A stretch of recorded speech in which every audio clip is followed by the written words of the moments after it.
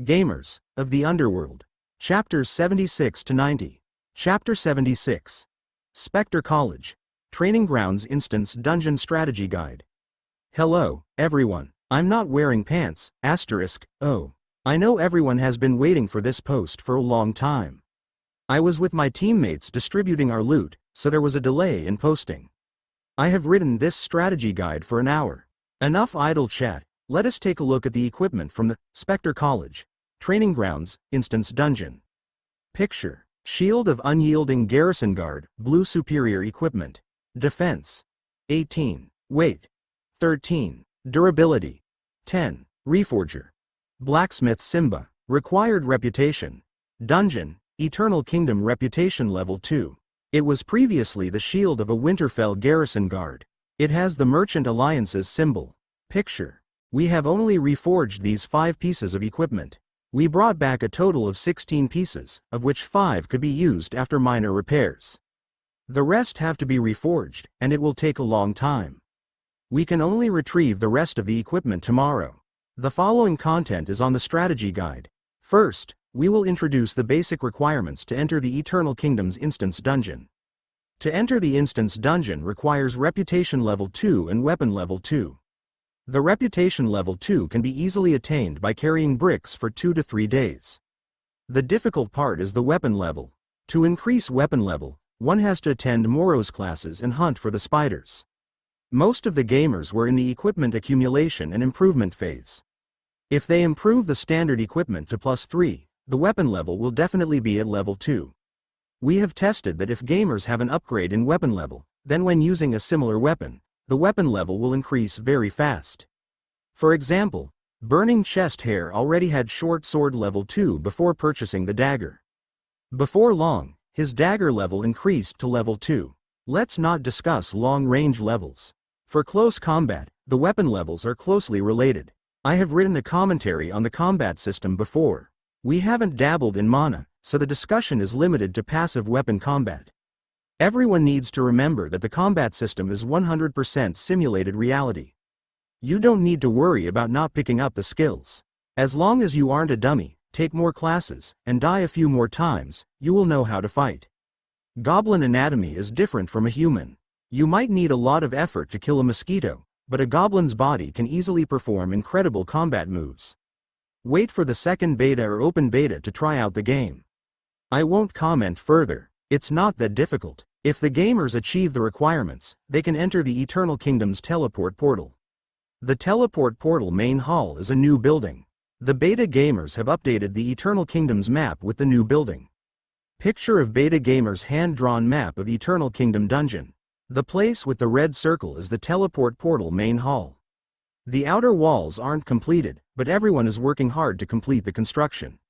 Let's buck up. After waiting for a while at the teleport portal, it will be activated. Take note that the portal will take at most 5 gamers in a team. During the journey, we had a chance to see the Winterfell teleport portal main hall in a VIP room. We were unable to move, and within seconds, we were teleported to the Instance Dungeon entrance. After the teleport portal was the Instance Dungeon entrance. The following picture was taken before we cleaned out the props from the Instance Dungeon. Picture. This picture was taken after we cleaned out the props. Picture. Are you shocked? The game producers are awesome.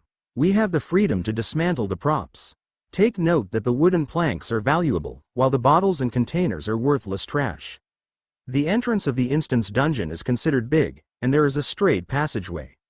When there are many more gamers in the second and third beta, I believe the gamers will assemble here to form teams. We have finally come to the important part. The Instance Dungeon Strategy Guide. Before challenging the Instance Dungeon, the configuration of the team is very important. There must be a gamer with at least a +3 shield. There will be a huge difference in combat efficiency. Do not bring along archers.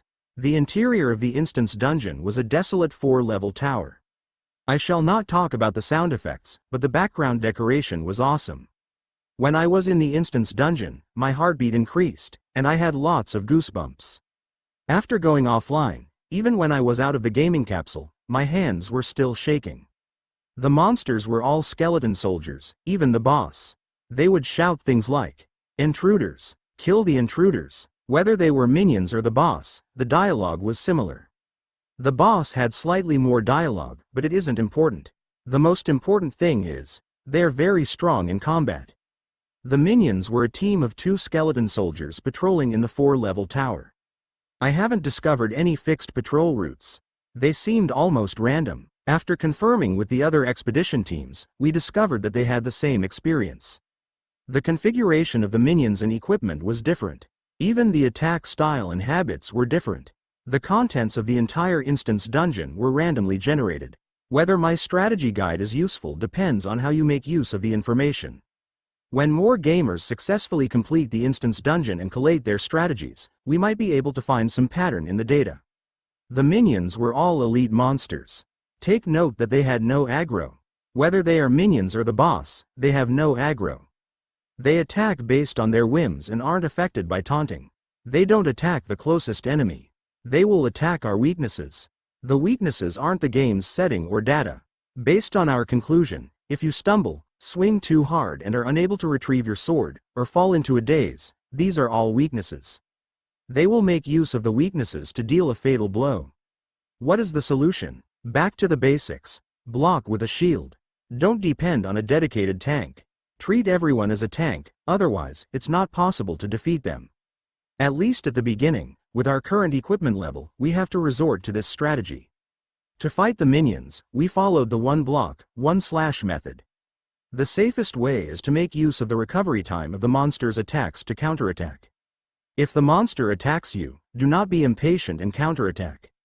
Use a +3 shield to block effectively. Don't worry that it will be like Kramer's attack and crush the shield and shield bearer. The monsters that we encountered were goblin skeletons, gnome skeletons, and houndhead man skeletons. There were dire wolf skeletons, but they were few. The minions were easily defeated as long as one was cautious. The crux was defeating the boss. The boss doesn't have any skills. Every one of his attacks is a skill. Besides having more dialogue, the boss had a layer of gray aura, which some called a force field, chakra, or Dragon Ball power. I call it mana according to the game context. Mana strengthened the boss, which was usually an orc skeleton or werewolf skeleton. I don't know if there will be other skeletons with difficult to pronounce names. They are difficult to deal with and defeat. The attacks of the boss were unable to damage our shields, but their strength and agility were much stronger than the minion skeletons. Their bones were extremely hard and required 10 continuous hackings to break, while the bones of the minions were broken with 2 hacks. I recommend hacking any of the leg bones. If you can break one, congratulations, you can complete the instance dungeon. The difficulty of the boss decreases a lot after the leg bone is broken. Is that a weakness of the boss? The monsters consisted of 2 bosses, one on level 2 and one on level 4. The level 2 boss that we encountered was weaker, and the level 4 boss was stronger. Other teams encountered the reverse configuration. I suppose that deployment was random. It's not effective to use block once on the boss. It depends on real skill. The speed of the boss was fast, so there was no recovery time to exploit. We had to depend on bracing the attacks or praying that we weren't hit. After that, we tried to inflict as much damage as possible. I will say again, hack the thigh. It's best to improve equipment to level 3. We have a teammate called Peasant. His improved breastplate was destroyed before setting off, so he used normal armor. The attack of the boss penetrated his armor and killed him. I won't describe his demise or show the picture since it would be censored. Protect your neck. Burning chest hair from my team was decapitated. I will end the discussion of the strategy guide since it is getting late. Tomorrow, our team is going to challenge the instance dungeon for a second time. I am unable to finish the strategy guide in one post with limited time. I will put in more detail next time. I am publishing the screenshots of the instance dungeon. Enjoy. Picture. In conclusion, this instance dungeon is extremely fun. I will read the replies of the post tomorrow morning. Good night everyone. After Not Wearing Pants post was published, the comments flooded the screen. Angel Wretch. Gosh. The attributes of the equipment are very high. W. Don't say what I do not want. Reforge? What's that? I haven't heard of it before. A new skill? Lonely patient without regrets. It could be the coder monkey updating in secret. What is your name on Kidian? Is the boss called Skeleton Spirit? Comedy. Seafood shaved ice. I would like to participate in the second beta. When is the second beta? Green Wang's cat. I wrote about Shirley and college memories in My Classmate Octopus Roasting the Boss forum. Show your support after reading. Shang Yuming. Traditional Chinese? Seed and foam. If you're not using the 16 pieces of equipment, sell them to other beta gamers. The more gamers that complete the instance dungeon, the more strategies there will be. Buck up beta gamers. Stir-fried vegetable rice. I am in America, and the game is famous all over America. It's a pity the Americans can't play. Serpent. We can't play either. A Lone Ranger called Success. Could you be less melancholic? __, no. Short Flute Devil King _ Nyanpasu. Buck up beta gamers. You are the best. Work hard in the expeditions. We will follow you. Sherlock browsed the contents of the forum once. Some were pleading for the second beta or beta tester status. Some bragged about killing the boss in the instance dungeon within seconds. Most of them were gamers who indicated 666. The gamers were fond of this instance dungeon. As Bruce said, the gamers were most concerned about the instance dungeon's equipment and its quality. Sherlock thought they loved money, but he discovered that they loved equipment. Money was a means to get better equipment. Sherlock became worried as he noticed how serious the gamers were discussing the instance dungeon strategy guide. Would the graduation rate of the liches drop to a record low? Chapter 77. Room 77. The gamers of Eternal Kingdom were discussing how to conquer the instance dungeon in the forum, where they encountered many strange ideas. For example, why are healing salves, disinfectants, and bandages not added? When is the map system coming out? Even the dungeon's map is hand-drawn? The instance dungeon is very real and with such difficulty. Is it a dungeon version of Sekiro? The forum was filled with similar questions. Sherlock browsed the forum and clicked on the posts that he was interested in. He clicked on F5 occasionally to refresh the pages. It was getting busy outside, as there were more and more online gamers. Sherlock looked at the time, which was close to the afternoon. Why was time passing so fast? Sherlock was bewildered as he gazed at the computer. Was the computer a time-related magical item? Would time pass faster when it was in use? The dungeon core lit up with flames, and a letter was spat out from the fire. It landed on Sherlock's table. To Lord Sherlock of Eternal Kingdom Dungeon. Feel at home magical item shop. Sherlock tore open the letter, and it was a short letter. Respectable Lord Sherlock, I submitted the application for the recommended archaeologist. The Merchant Alliance valued my recommendation highly. As it is a matter of utmost importance, the archaeologist has to be tested. The actual interview and written test will be held 3 days from now. Please inform your friend to report to the Human Resource Department of the Winterfell Business Main Hall between 9 a.m. and 5 p.m. Lord Sherlock, I hope that your friend will be able to pass the test successfully. Sherlock put away the letter after reading it. Lord Sherlock, it seems like the gnome shopkeeper is keen to have a share of your ancient ruins loot. His efficiency is very high, Bruce smiled as he said. It looks like that on the surface, but... Sherlock placed his arms behind his head and leaned on the chair. He criss-crossed his legs and placed them on the table. Too easy. Too easy? Lord Sherlock, that is half of your loot from the ancient ruins. You have successfully masqueraded as a rich and powerful superior devil and convinced the gnome shopkeeper. It was logical that he would help you as soon as possible, Bruce said. I'm not talking about the gnome. The Merchant Alliance agreed too easily. A large organization like the Merchant Alliance couldn't have such high efficiency. I thought I would only receive a reply in 10 to 20 days. It seems too easy for a reply in a day. Sherlock stood up and took out his new windbreaker from the box made from wooden planks. He placed it on his arm. Oh, is that so? I'm beginning to understand a little. Brew went into deep thought before saying, I thought Lord Sherlock's contract would have no issues. I never expected the gnome shopkeeper to be that shrewd. If it's what you're thinking, your plan will fail. Are you giving up half your loot to him? Lord Sherlock, you have made a great loss. I already thought of this situation, and it was within my expectations. I won't make a great loss. In fact, I will benefit a little, though it will cause me some inconvenience. Sherlock put on his windbreaker as he walked out of the dungeon core main hall. Since Lord Sherlock has already considered carefully and things are within your plan, I don't have to worry. Lord Sherlock, would you like to make a revival system maintenance announcement? Brew asked. Make the announcement. I will be away for quite some time. Sherlock walked towards the teleport portal. I understand. I'll extend the maintenance period. The maintenance has been quite frequent these few days. Lord Sherlock, it's time to employ an NPC to help revive the gamers. How about a lich? Don't we have good relations with Spectre College? Let Professor Bacon recommend a candidate. Sherlock walked into the teleport portal under the gaze of the chattering gamers. In the next instant, Sherlock appeared in the VIP room of the Winterfell teleport portal reception hall. I have to consider it, Sherlock said. Magical lights glimmered with crimson rays.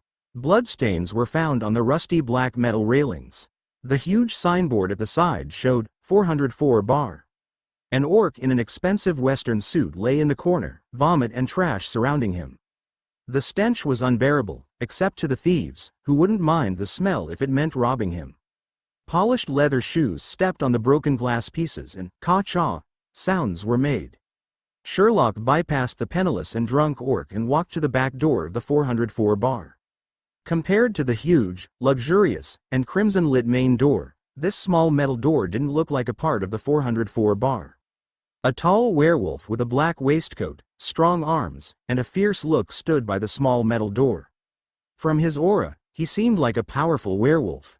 Sherlock tightened his windbreaker as Brew said with concern, Lord Sherlock, it might be difficult to slip in without being seen.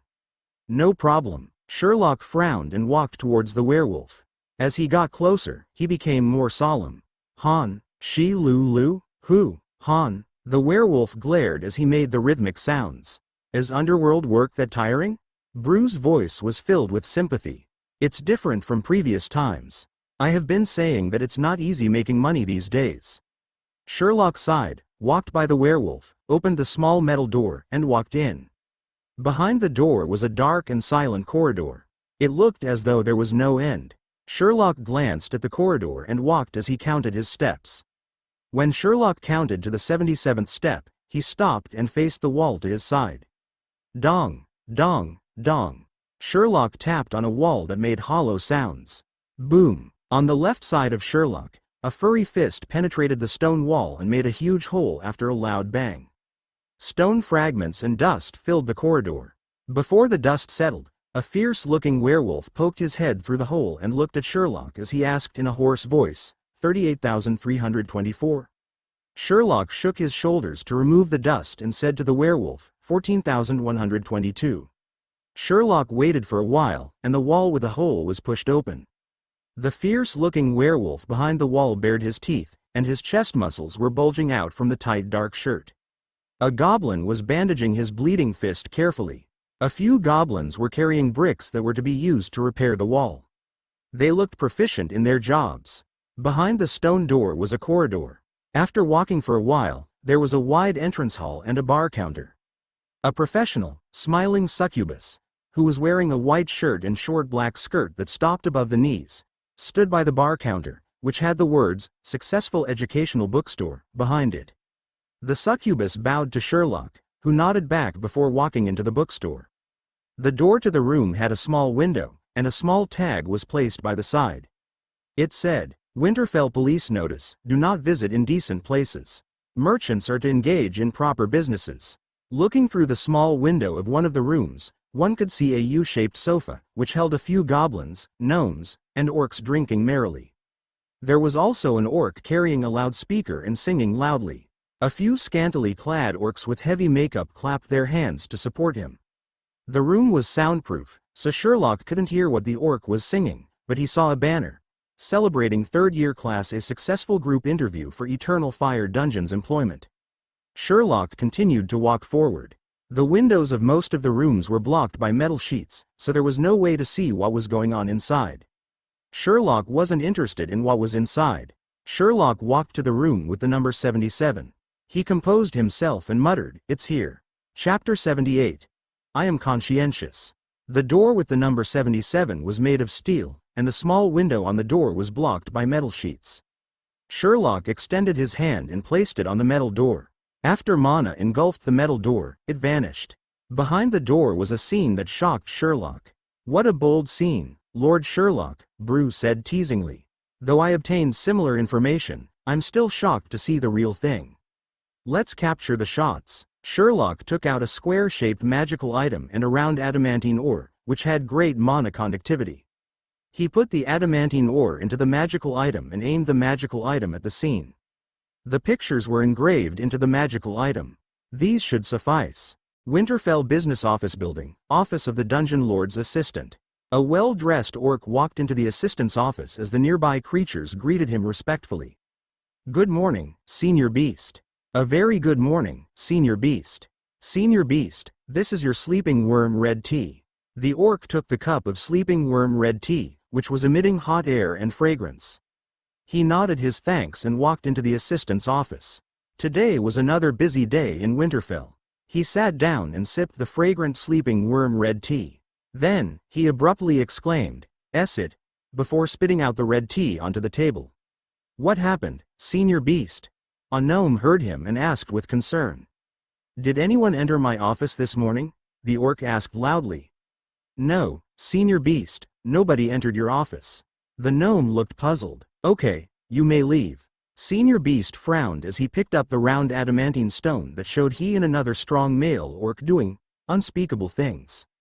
Though the pictures were small, with a certain magical item, the pictures could be blown up big enough for clarity. Without close scrutiny, Senior Beast knew what the images were about. Yesterday night, he and another male orc were at the successful educational bookstore of the 404 bar doing unspeakable things. There was a letter on the table. After seeing this letter, go immediately to the innermost private room in the nearby Big Trouble Cafe. I am short of time. Sit down and listen after you arrive without asking questions. If you ask, I'll send the green engraved stone to your wife and family members. That was all for the letter. Senior Beast tore the letter into shreds furiously. If he wasn't in the office, he would have given a battle cry and hacked someone with an axe. He swallowed the torn letter into his stomach and squeezed the adamantine ball, but it didn't disintegrate. His green face turned red from anger. He put the adamantine ball into his pocket and rushed out in a fury. "Senior Beast, where are you going? Urgent matter." While everyone gaped, Senior Beast left the office in a hurry. He ran all the way to the Big Trouble Cafe. It was breakfast time, and the cafe was crowded. Senior Beast inhaled deeply to normalize the panting from his run. He tried to hide his wretched face as he clenched his fists, which were as large as sandbags, and walked towards the innermost private room. It was much quieter inside. He held himself back from smashing the room door. Instead, he knocked. "Come in." A voice was heard from within. Senior Beast snorted, clenched his fists, and felt his primitive power. He was sure he was going to tear the creature inside into half before opening the door. A young devil was sitting inside the room, a superior devil. In front of the devil were a variety of tea beverages. He had ordered almost all the tea in the cafe. The face of the devil was hidden in the shadows, so Senior Beast was not able to see it clearly. From his folded wings and the aura of the devil, Senior Beast could discern that he was a superior devil. He was unable to defeat the devil alone. Sherlock looked at Senior Beast. He caught a smell in the air and frowned as he asked, "What would you like to drink?" Sleeping worm red tea will do." Sherlock chose a cup of tea from the beverages in front of him and pushed it out. "Thank you," Senior Beast said politely. Sherlock took a cup of bloody chrysanthemum tea and drank its content like a tornado before saying, "If you had come by a second later, I would have left." Back to business. Sherlock placed a round adamantine stone on the table and said, "It's simple. I checked your ancestry. Your name is Beast, age 42, and your wife is the Winterfell Dungeon Lord's daughter. You got your current position with the help of your father-in-law and hold an important position in the Merchant Alliance Winterfell branch. Your wife loves you and bore you 2 kids. You lied to your wife to study the heavenly, sacred grace, with a man in the bookstore. You also worshipped the sacred Lady Coconut, and you were so devout that there was sacred light. By Satan's grace, if I didn't witness it, I wouldn't have believed that 2 orcs had sacred light. If this was made known to the Dungeon Lord or your wife, you would be dead." Sherlock stopped for a while. The orc was as pale as a sheet. Sherlock finished drinking the Bufotenin milk in one gulp and said, I know that 2 days ago, the gnome shopkeeper of the feel-at-home magical item shop looked for you. Let me guess what he asked of you. He asked you to reject a devil archaeologist who is coming for an interview in 2 days. Is that correct? What do you mean? The orc swallowed hard. Let me ask, how much did he pay you? Sherlock got a cup of blood-curdling swine tea and gulped it down. 20,000 magic stones, the orc said with difficulty. Into your account? Full sum? Into my account, full sum, the orc said in agitation. I signed a contract with the gnome shopkeeper. If I renege on the contract, the consequences are serious. Sherlock leaned forward, intertwined his fingers, and placed them under his chin as he said, that is a tricky problem. I'm not a bada asterisk devil. Times are different, and devils have a conscience. Share half the money with me, and I'll let you accept the gnome shopkeeper's request without reneging on the contract. You can keep the other half, how's that? Good deal. The orc hesitated for a while but eventually gritted his teeth and nodded. Both he and Sherlock took out their magic stone cards, and they made the transfer. Sherlock had an additional 10,000 magic stones. Don't think I'm taking advantage of you. I spent thousands of magic stones to obtain your information. I also owe someone a favor. To obtain information on creatures like you is difficult. I'm getting my costs back. Sherlock put away his magic stone card and said, I'll talk about the second matter. Second matter? The orc stood up in agitation. He felt the adamantine ball in his pocket and helplessly sat down. I need you to employ an archaeologist to participate in exploring in ancient ruins, Sherlock nodded and said. What? Didn't you say I'm not hiring? The orc widened his eyes and looked at Sherlock as though he had schizophrenia. Decline the applicant 2 days later.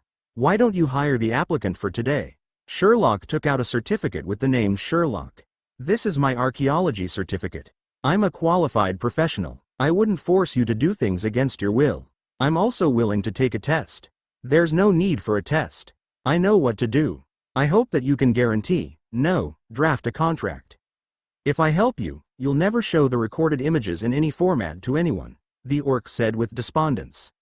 No problem, I love to sign contracts. The more detailed, the better. Let's discuss my salary. A fixed fee of 10,000 magic stones to be settled now, Sherlock said as he smiled. Beast went outside the room and punched wildly in the empty air before going back and sitting down. I understand. I'll transfer the amount to you after signing the contract. Sherlock nodded. Settle the bill for the beverages too. Chapter 79. Latest Spectre College Graduation Strategy Guide. In Spectre College, Brainiac sat in the room and observed the goblins via the crystal ball. They had defeated the skeleton soldiers controlled by the liches and were accumulating loot merrily. This was the third team of goblins to have defeated the skeleton soldiers within 4 days. They didn't look like they were research combatants with their enthusiasm. Instead, they looked like they had gone into a treasure vault. Their combat performance piqued the curiosity of Brainiac. Examination candidates 85,945 and 65,685. Get ready. Brainiac shouted into the crystal ball as he gazed intently at the 5 goblins in the crystal ball. Brainiac was confident that the green words above their heads were identical to the team that had successfully defeated the skeleton soldiers 4 days ago. What did these words mean? Brainiac took out his notebook and wrote the distorted Chinese words Arthur, not wearing pants. There were about 20 words.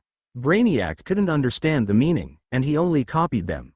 They didn't look like mana runes or other mana symbols. They were just language, complex language. Were those words their names? Or professions? Their professions were more probable. If they were names, then those 2 words, burning chest hair and peasant, wouldn't appear again. What were the green words above the goblins exactly? Faint sounds of walking and chatting came from outside. Have you bought the paper slips that have the graduating topics? Bought it. Gosh, they are expensive. Only these few paper slips, and it cost 100 magic stones. Share it quickly. I heard 4 graduating students failed. We are against goblins this year. Why are goblins that difficult? Perhaps 6 are failing now. The skeleton soldiers in training ground number 45 were all killed. My God, those goblins are good, do you believe that? Gone. I feel I'm going to fail. I'm going to be hammered by those goblins. Why do you say that every time? Aren't you the top in every examination? Never, it's not me. You are tarnishing me. Brainiac frowned and opened the room door. He saw 3 students walking past. Wait, come over here. The 3 students were stunned by Brainiac's voice. They turned their skulls and looked nervous. Give the paper slips to me. Brainiac extended his hand towards them. Senior, what paper slips?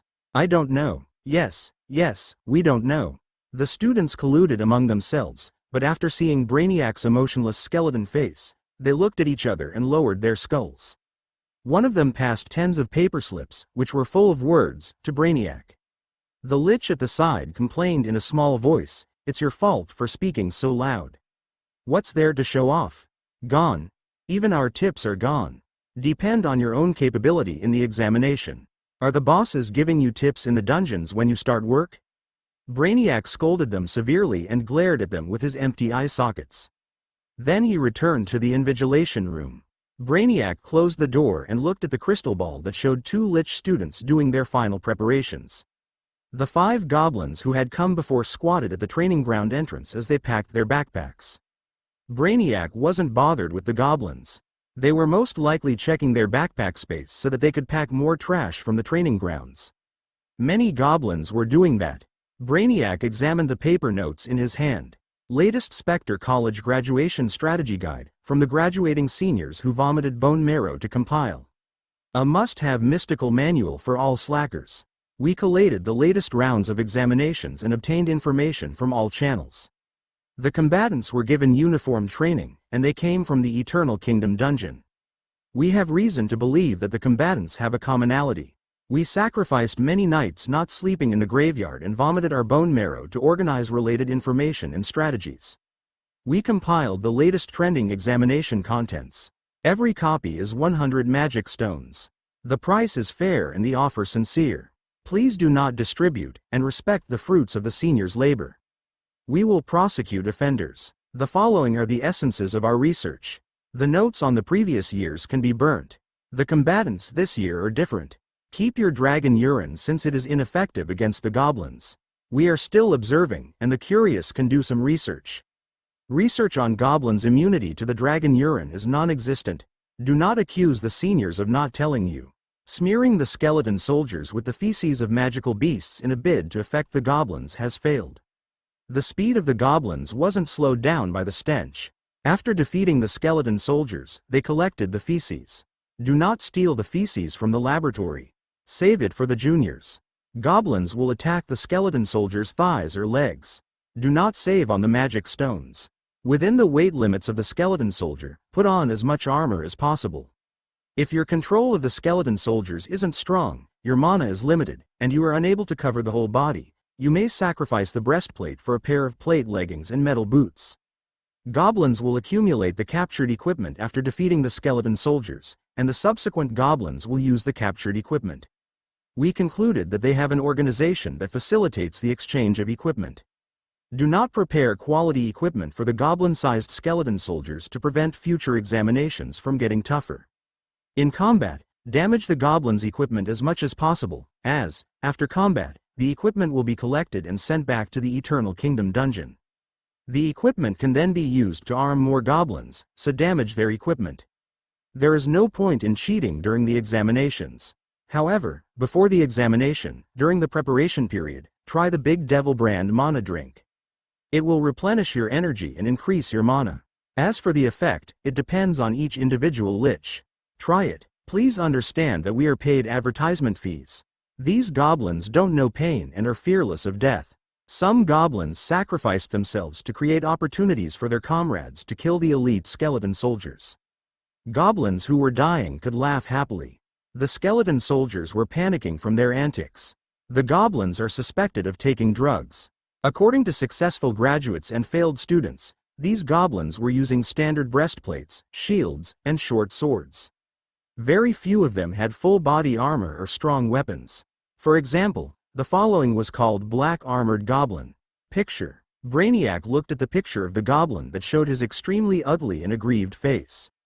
He was wielding a black short sword and shield and was wearing a black breastplate and plate leggings. This picture was taken secretly by an examination candidate. The most important identifier was the green words above the goblin. Brainiac took out his notebook. He checked many times, and it was the same as Arthur. This goblin had the profession of Arthur. Brainiac didn't understand the words Arthur, he only looked at the shapes. Brainiac had a deeper knowledge of the words Arthur and continued reading the notes. Please remember, if you encounter this goblin or his team, then your examination will most likely fail. If you aren't confident in your skeleton soldiers, I suggest you remove, hide, or destroy all equipment to prevent creating problems for future graduates.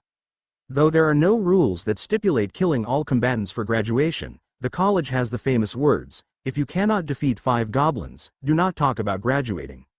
All students who were defeated by the goblins have to repeat school. As the goblins were all using a shield, try to go for hammers, flails, or other blunt weapons. Though they aren't fearful of death or pain, their arms can still be broken. When you encounter weak goblins, do not kill them. Knock them unconscious and throw them into the teleport portal. Your little action could help more students graduate. The goblins' attack patterns are quite obvious. If your skeleton soldier attacks a goblin, he will not counterattack. Instead, other goblins will attack you. When you see the weakest goblin, pretend to attack him. When other goblins attack your skeleton soldier, use the opportunity to inflict damage when they show their weaknesses. When they raise their shields, attacks will be ineffective.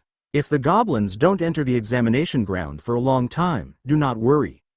They are most likely sitting at the entrance eating. Why are they able to eat in this situation? There were 3 teams of goblins in which goblins suddenly laid down. The first team had 2 goblins lying down. The second team had 1 goblin lying down. The third team had 3 goblins lying down. However, the other goblins would protect them and chat happily. The laid-down goblins would also wake in a short while. The events occurred 2 days ago at 7 p.m. and 12 p.m. and today at 7 a.m. We aren't sure about the cause. We will continue to investigate whether it is widespread or a regular pattern. If you discover goblins with short bows, do not attack them. They are friendlies. Chapter 80. Using a powerful move. Finally, wishing everyone a successful examination and a happy day every day. Brainiac put down the paper slips after reading the contents. His eye socket became focused. Indeed, there were problems with these goblins. Cold wind howled above the high towers while Mana controlled the special effects of the sky. A flaming rock whistled above and landed with a loud bang. Sinister background music pervaded the entire area. 2 lich graduating students with the numbers 85,945 and 65,685 were preparing for their examinations. Plate leggings, huge hammers, and bone bows are prepared. Both candidates, 65,685 and 85,945, were using their crystal balls to check each of their skeleton soldiers. All feint and attack. Senior, ensure that your archer is accurate. We'll inflict casualties before the goblins move to level 2, then we can easily deal with them later. Okay, don't worry, I'm not a goblin. Candidate 65,685 laughed with his teeth chattering. As they were chatting, the brilliance of Mana flashed outside the high tower. 5 goblins walked out. Coming, they're coming. When the 2 lich students saw the 5 goblins, they started preparing.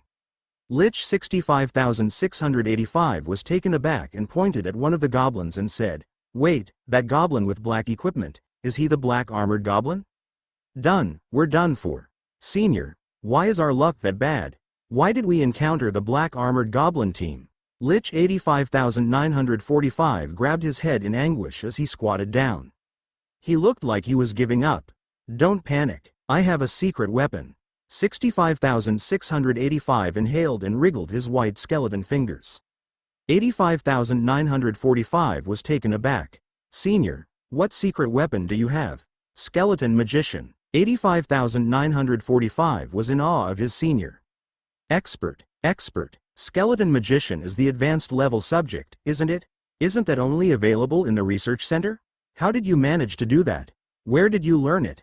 Please teach me. Wait. If we are only allowed basic skeleton soldiers in the examinations, are we allowed to use a skeleton magician?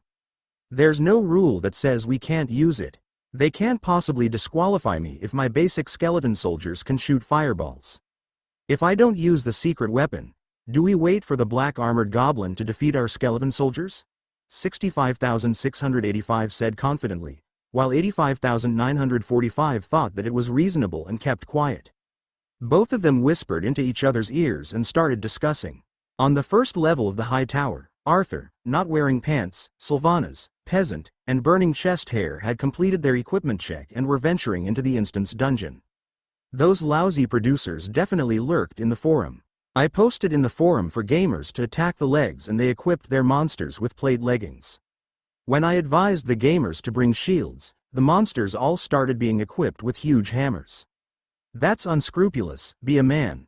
Lousy producers. Not wearing pants entered the instance dungeon and saw two gnome skeletons whose arms weren't armored and who were without breastplates. Instead, the legs were heavily armored. Even the feet were protected by metal shoes. Each one also wielded a huge hammer. Not wearing pants pointed at them and started scolding. Let me try my tactics. It will be successful. The short bow has its combat value. As a vanguard, I'll discover new combat tactics, Sylvanas said eagerly. I agree too. There's a lot of freedom in the game. I don't believe we have to hack these skeletons. Moreover, it's expensive to repair equipment. Let's try her tactics. Perhaps Sister Sylvanas will have new short bow tactics? Peasant suggested. Besides, aren't we prepared? What was that about? You were calling him sister when he's a guy disguising as a girl. How much did he bribe you with for helping him? Not wearing pants looked perplexed at Peasant. What are you saying? Peasant agreed with me, so he said that. Isn't it obvious that the difficulty of the instance dungeon has increased? If the bosses are like the minions and are armed with flails and plate leggings, then we won't be able to protect ourselves with shields. A few hits on the shield and our arms would be broken. What's there to fight? Sylvanas said. Try my method. It's powerful. I thought about it for a few days. Not wearing pants was about to rebuke when Arthur interjected. We'll defeat the minions first. When we reach level 2, we'll assess the boss. The minions are easy to deal with even if they're using hammers and flails. They aren't dangerous. Since their torsos are unprotected, it's easier for us to hit. Attack their spines. It's the fastest way to defeat them. Since Arthur said so, the rest didn't raise any objections. The 5 goblins cooperated in battling the monsters. 85,945 and 65,685 tried their best to control the goblin and gnome skeleton soldiers, but their agility was inferior to the actual goblins. Moreover, the combatants weren't ordinary goblins. They were cooperative, agile, and skillful gamers from the Underworld. After the liches strengthened the lower part of the skeleton soldiers, the gamers focused their attacks on the vertebrae, and it was very effective. Before long, Arthur's team had reached level 2. 85,945 was getting worried as he said, "These 5 goblins, why are they so strong?" "Don't panic." 65,685 chided his junior and started to focus his mind. He was going to unleash his secret move. The gamers arrived at the level 2 entrance and ransacked their backpacks. One of the goblins took out a bloated flesh-colored ball, while the other goblins took out a black tinder-like powder, primitive flint, and some combustibles. 85,945 observed them via the crystal balls and was puzzled. What were these green-skinned goblins doing? The goblins started a fire, and seeing the start of a flame, the goblins danced around happily as though they had found some treasure. "Senior, these goblins are strange." 85,945 was worried, and he patted the shoulders of the meditating 65,685. 65,685 ended his meditation and said perplexed, "Since when are the goblins not strange? This could be their tribe's ritual. Don't bother. Let's defeat them quickly and focus on our graduation." The goblins rolled 4 bloated flesh-colored balls towards the elite skeleton soldier. Soon, they rolled to the sides of the elite skeleton soldier. Which animal's bladders are those? 85,945 stared for a long time before figuring out what those flesh-colored balls were. Animal bladders? These goblins are thinking of using urine-laden bladders to defeat my skeleton magician? This is hilarious. 65,685 laughed heartily. A goblin archer readied an arrow that was covered with fur and oil. She lit up the arrow and aimed at the distant bladders. "Gosh, friendlies!" the 2 liches shouted out as they looked at each other, exhilarated. "Steady, steady, we can graduate this time." That gave me a good scare. I thought we're going to fail after encountering the black-armored goblin. I didn't expect to have friendlies, ha ha ha. Senior, after graduation, let's go out for a drink. Of course, my treat. I was scared to death just now. I'm happy, very happy. The two liches talked excitedly about how they were going to celebrate. The images of the crystal ball showed the other goblins hiding far behind. The goblin archer shot the flaming arrow at the balls of bladder. The other goblins started to protest. The liches were able to see the images but couldn't hear the sounds. From the goblins' expressions, they were dissatisfied with the goblin archer. She turned her head to shout a few words. Then she raised her short bow, lit up the arrow, and pulled the bowstring. The taut short bow looked tight and packed with power. The second flaming arrow flew out and hit right into the bladder by the elite skeleton soldier's leg. Boom! The bladder exploded, and the explosion smacked the elite skeleton soldier heavily to the wall. The bones of the elite skeleton soldier scattered and were engulfed in an inferno. Seconds later, only a ball of fire burned on level 2 of the training ground. The two liches stared with their empty eye sockets at the flames within the crystal ball. What was that? Chapter 81. I am creating a post immediately. Explosion? An explosion? Not wearing pants peeped out from the walls and looked in disbelief at the blasted bones of the elite skeleton soldier. Gosh, that's something. Wasi, I didn't know you were that awesome. What was that, a hidden item? Burning chest hair asked in astonishment. The flames in front lit up his green face, and he looked rosy. What Wasi? Don't give me strange names. I am Sylvanas, Dark Queen, Sylvanas said in a hoarse voice. I told you about my tactics yesterday. You weren't paying attention. That was not a hidden item. I made them myself. Forget it. That was somebody's idea, and he made them for you. You merely paid for it and killed a few dire wolves, Not Wearing Pants said. I paid for the feces and the original materials. Sylvanas was unhappy with Not Wearing Pants' undermining behavior. Let's defeat the monsters and discuss later, Arthur said, interrupting them before they started a new round of argument. Everyone kept quiet after hearing Arthur's words. All of them were focused and ready to fight as they walked towards the burning elite skeleton soldier. They were going to salvage the equipment. Sylvanas grasped her short bow and was alert as she placed an arrow on the bow. The fire diminished since there were not much to burn. The 5 goblins walked warily into the detonated area. The explosion was quite powerful, leaving a pit in the ground. The skeleton frame laid on the ground and the pieces of armor were slightly damaged. The weapon was a flail, which looked intact. Peasant extended his hand and touched it when he caught a whiff of fragrant roasted meat. Peasant was dumbstruck. He retrieved his hand and found his finger cooked. It's dangerous without the sensation of pain. Peasant muttered to himself, but no one was bothered. With Peasant's confirmation of the true-to-life game physics, Arthur took out his short sword and flipped the scattered equipment to let it cool down.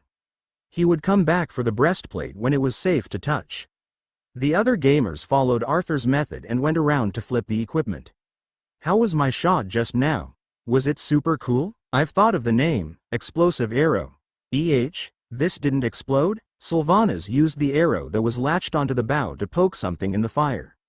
Not Wearing Pants turned his head and shouted in fear as his sword dropped to the ground. Don't poke. Boom. An explosive fireball rose up into the air. 85,945 and 65,685 gazed at the fiery blast in the crystal and looked at each other. We defeated the black armored goblin? We graduated? Seems like it. Rows of round pillars filled the ceramic tiled floor, which was so clean that it reflected the beautiful ceiling painting. In the spacious main hall, there were rows and rows of long tables.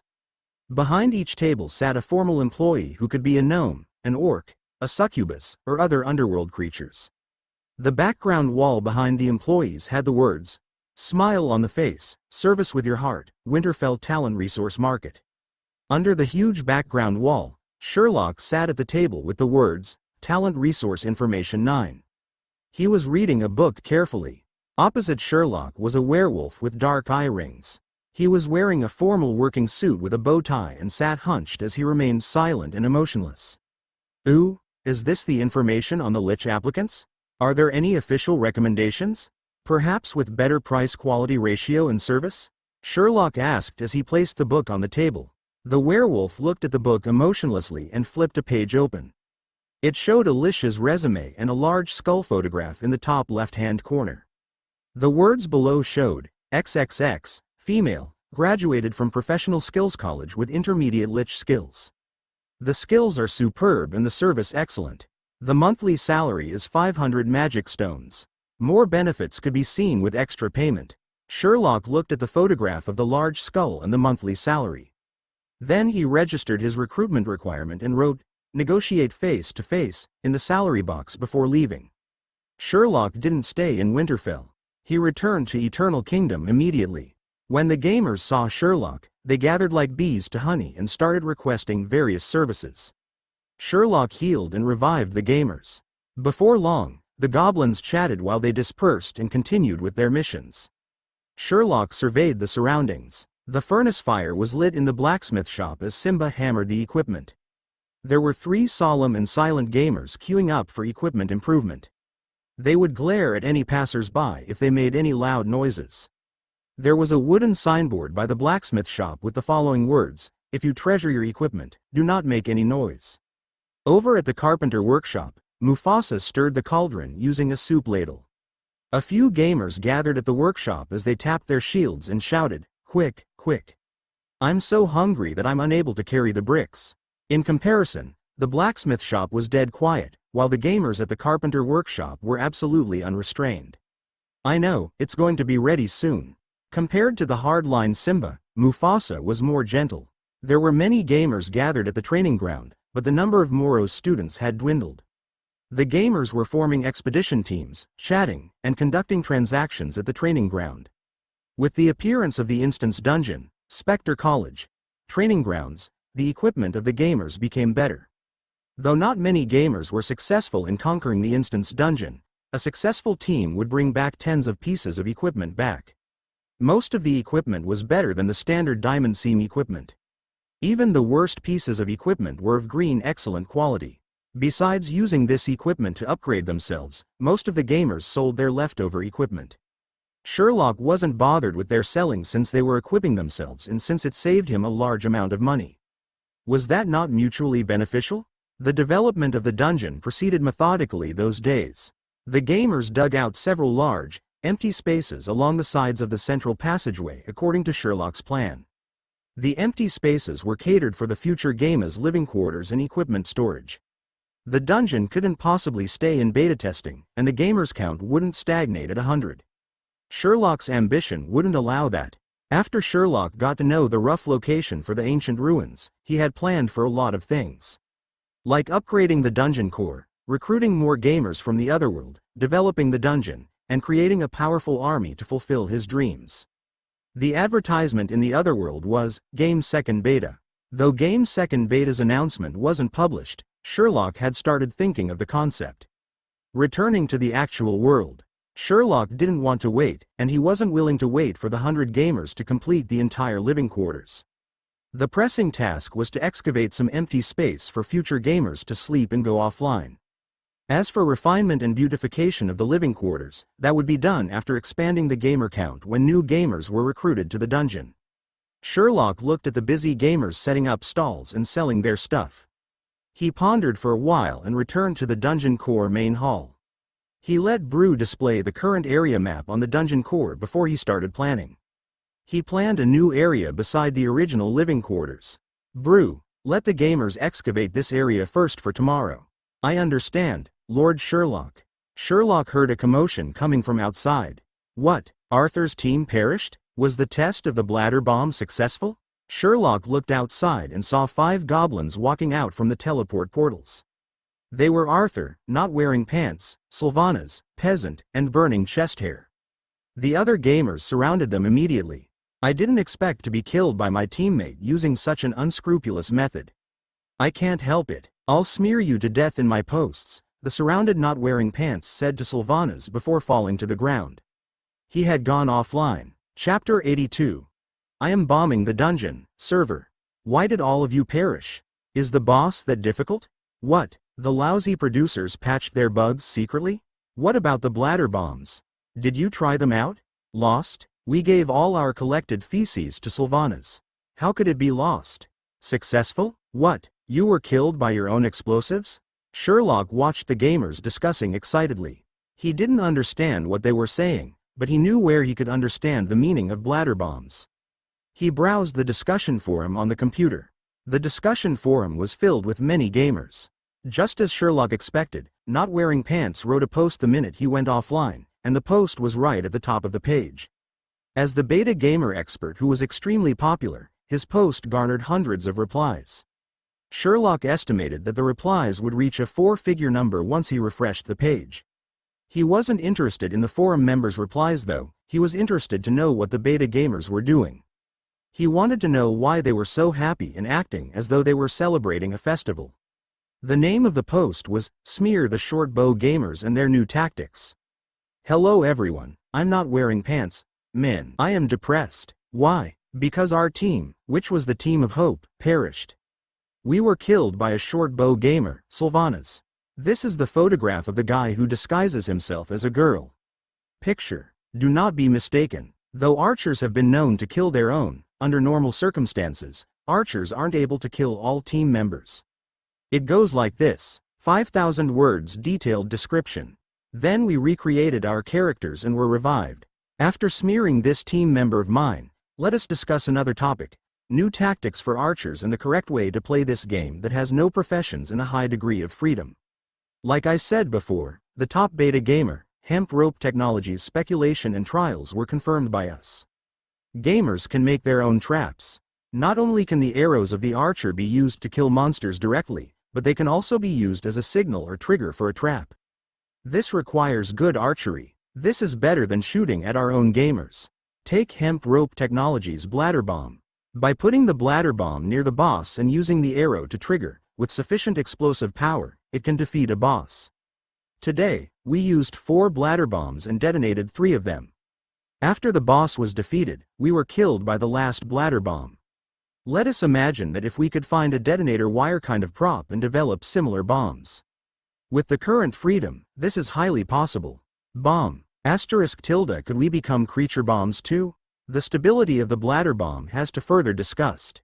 The rest of the bladder's bombs detonated except for one. Could the defective bladder be full of stones? We could develop cannons, mines, explosives, and perhaps nuclear bombs. Think about that. If we could develop a nuclear bomb, how hardcore would the game be? Should the game start the Industrial Revolution? Enough idle chat. We decided to form a research team to research ingenious methods in the game, such as throwing hornets' nests, self-exploding goblins, traps, and other ideas. The leader will be the top gamer Hemp Rope Technology. We haven't thought of the team's name. If you have any good names, send us a note. We will hang the name at the front of the huge house built by all of us, so it must be awesome. I have to denounce the lousy producer who lurks in the discussion forum. After seeing our strategies, the lousy producer patched their shortcomings. All the minions wore plate leggings and changed their weapons to blunt weapons like flails. We cannot go for the legs now. The boss will hammer until our arms are broken if we use the shields. We have to think of how to fight. Please share your good ideas.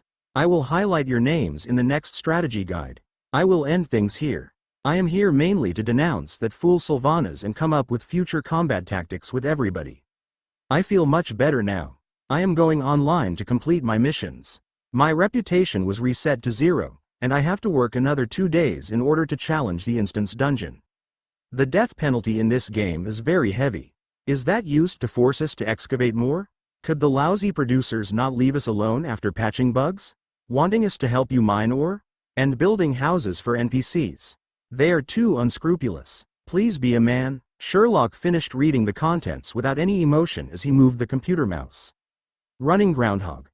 Breaking the leg bone so that the monster could be easily killed. This game is ultra-realistic. Why did you protect the legs of the minion? Logically speaking, should you not leave some vulnerability? Juluo Yuching. What is a bladder bomb? Why did I not encounter this before in the forums? Bright Haze. Search for Hemp Rope Technology in the forum. His posts are very detailed. Dreamless Sleepless. I have drawn a picture of Shirley, who is surrounded by sickos every day. Who is helping me to push my post up? Green Bean Precious Lady. I have drawn Shirley and the beta gamers on a book. Flying de Rossi. Sigma. Su degree D degree winking face Su key perception.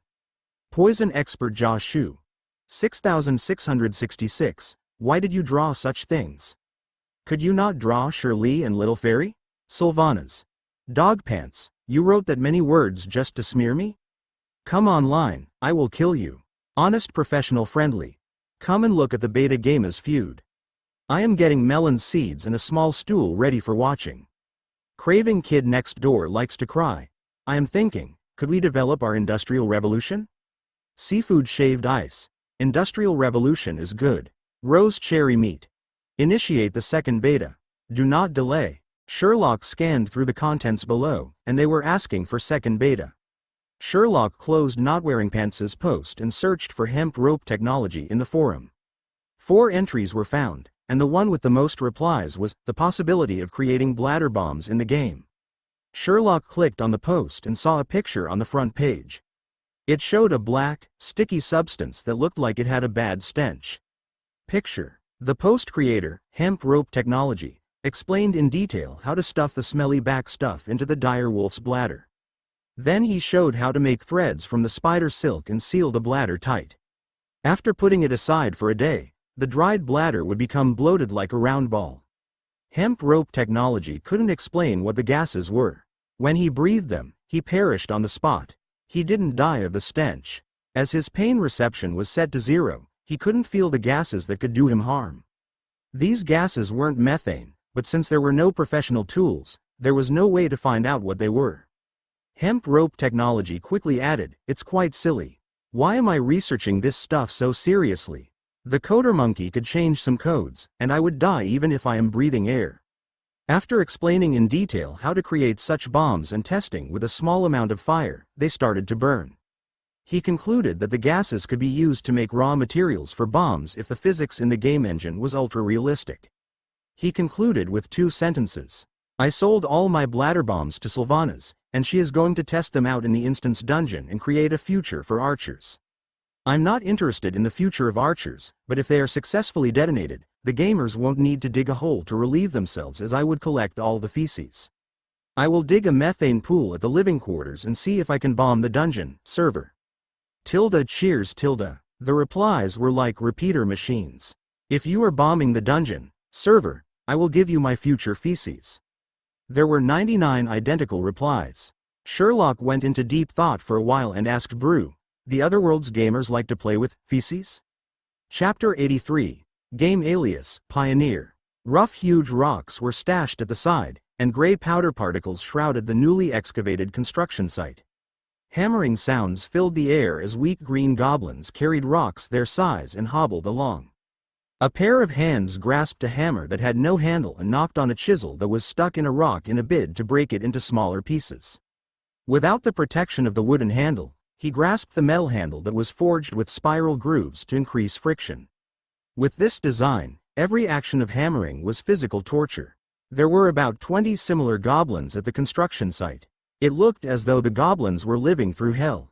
But if you listen to their conversations, I'm so happy. After carrying this rock, I'm completing my mission. When you accept a new mission, return quickly. Many of us want to build a house. Who knows, someone might take your place. I can't control it when there are so many people. Wah, help me reserve a spot. Don't let others take it. I'll be back in a jiffy. Make haste, make haste. Gosh. Why is Shirley here? A gamer carrying a huge rock shouted. Everyone stopped and looked at the approaching Sherlock. A gamer said, that's normal. Shirley would take a walk sometime. But he seldom visits the living quarters. Seems like it. Take a look, take a look. The gamers abandoned their posts and surrounded Sherlock. A few brave gamers tried to grab Sherlock's cloak, but they were immobilized by Sherlock's dominant aura as soon as they went near him. Sherlock had experience with the gamers, so he wouldn't let them climb all over him. Sherlock wanted to find out if the gamer, Hemp Rope Technology, was digging a methane pool. The wall that had the word, dream, and the construction diagrams was filled with more graffiti, like. Underneath, dream, was, Suzerain Summit, selling contact, WeChat 4X. Beside, work hard, which was written by Sherlock, were the words, lousy producer. And, peasant was here, strike out. Take note of quality. Please stop the graffiti. This is my construction blueprint. Brother Arthur is the coolest. And, please visit Taobao. Among others. The wall was filled with graffiti, unlike the first time Sherlock saw it. As there was no space for blueprints, there was another blueprint on the other wall. It looked like an underground multi-sided storage groove. There were many channels and connections. The words, methane pool, were written on the side. The living quarters, which had been covered with a partial surrounding wall, were now completely protected. There were many rocks stored at the side and tools on the ground. From the condition of the half-smoothed rocks, at least a third of the gamers were working here. Sherlock pondered and asked Brew, didn't I prioritize the development of the commercial area? Why are there so many gamers building the house? Didn't we increase the rewards for the development of the commercial area? I doubled the rewards. Honestly speaking, even if I tripled the rewards, the effect wouldn't be much. Perhaps we could increase it by 5 times, Brew suggested. Lord Sherlock, you might not have a deep understanding of the gamers. Though they love high-reward missions, between building a home and a high-reward mission, most of the gamers would choose building a home without hesitation. In the Underworld, strong-willed gamers were willing to spend months and even years carrying bricks to build world-class buildings as their homes. In games, if there was private land available, they would build their homes untiringly.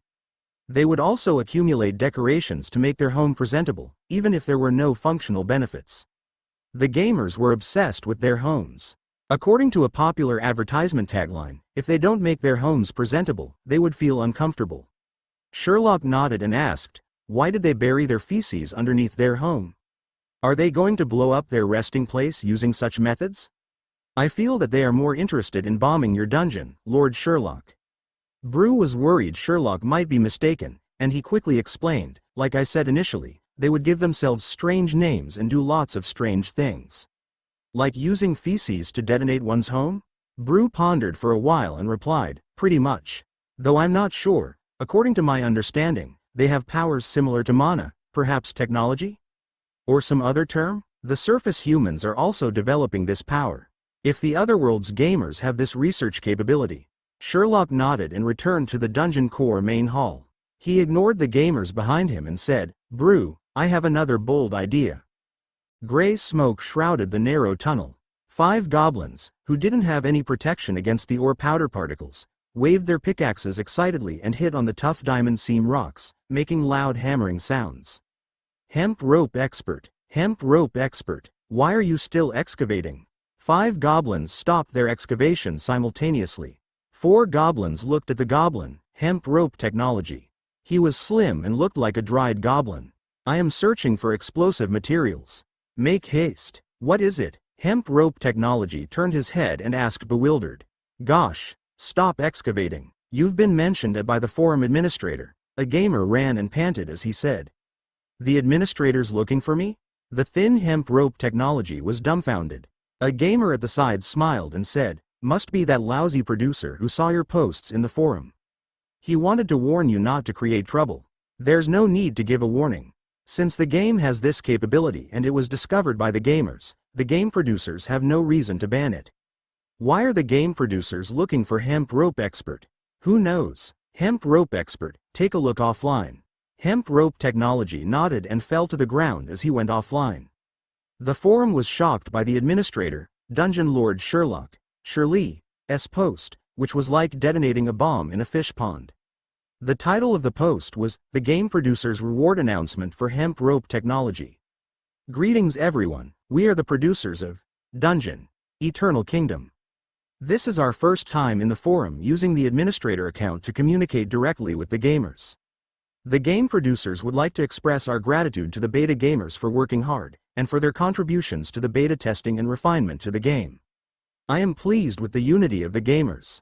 As the game is 100% simulated virtual reality, the gamers can create their reality in the magical world. The unity of gamers allows the smooth development of the game and the beta testing.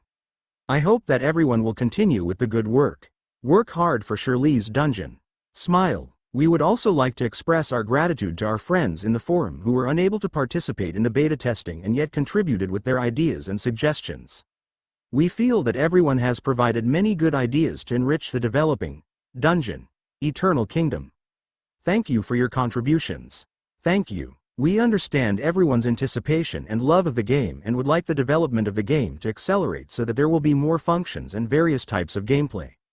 The game producers are also working hard to present the best game to everyone. The game producers are definitely not slacking by playing computer games. Let me mention at Hemp Rope Technology. The beta gamer has unexpectedly invented a new type of weapon called the bladder bomb. Though we were surprised, we decided to give this enterprising inventor a special reward, the game's first alias, Pioneer. This is to encourage more gamers to explore different types of gameplay and create interesting, functional, and powerful game items. We will award this alias to this gamer in the next update. We will also push out the new alias system and increase the new types of gameplay. For more details, look out for the coming update patch. In addition, do not try to blow up the dungeon server. Shirley would be very perplexed. Wishing all of you the best of health. Chapter 84. This is impossible. As this was an administrator's post, it received an overwhelming number of replies. Jiaoqiu. The gamers are all talents. Imagine obtaining an alias by blowing up a bladder. Spinning leaf through the forest. We are now the producers too, Manuel Houndhead. Doubling the money. Gamers are producers. Waiting for extramarital affairs, EH. The game producers were playing the game all this while? Pining for him. The game producers snuck in with the beta gamers to play. Sunrider. No, the previous time he appeared was to request a sandbox strategy game. YWWY. Since the game producers have made the request. The explosive team should get ready, light up the powder kegs, and detonate. Let Shirley experience agony. There were many replies discussing how to blow up the dungeon. Very few gamers followed Sherlock's advice to discuss the invention of new items and styles of gameplay. It was obvious that these gamers preferred destruction over construction. Sherlock looked at the gamers sharing their thoughts on how to blow up the dungeon. He activated the program, Word, and started editing the contents of the next update. Update content. Dangerous experiments are strictly forbidden in the dungeon. They should be carried out outside the dungeon. Sherlock watched the gamers interact with each other on the forum. They were discussing gameplay for the next update patch. Meanwhile, experienced Lich Invigilators and the assistant tutor, Brainiac, gathered in training ground number 25 of Spectre College. In front of them was a badly burnt, empty space. The floor of level 2 had a huge pit.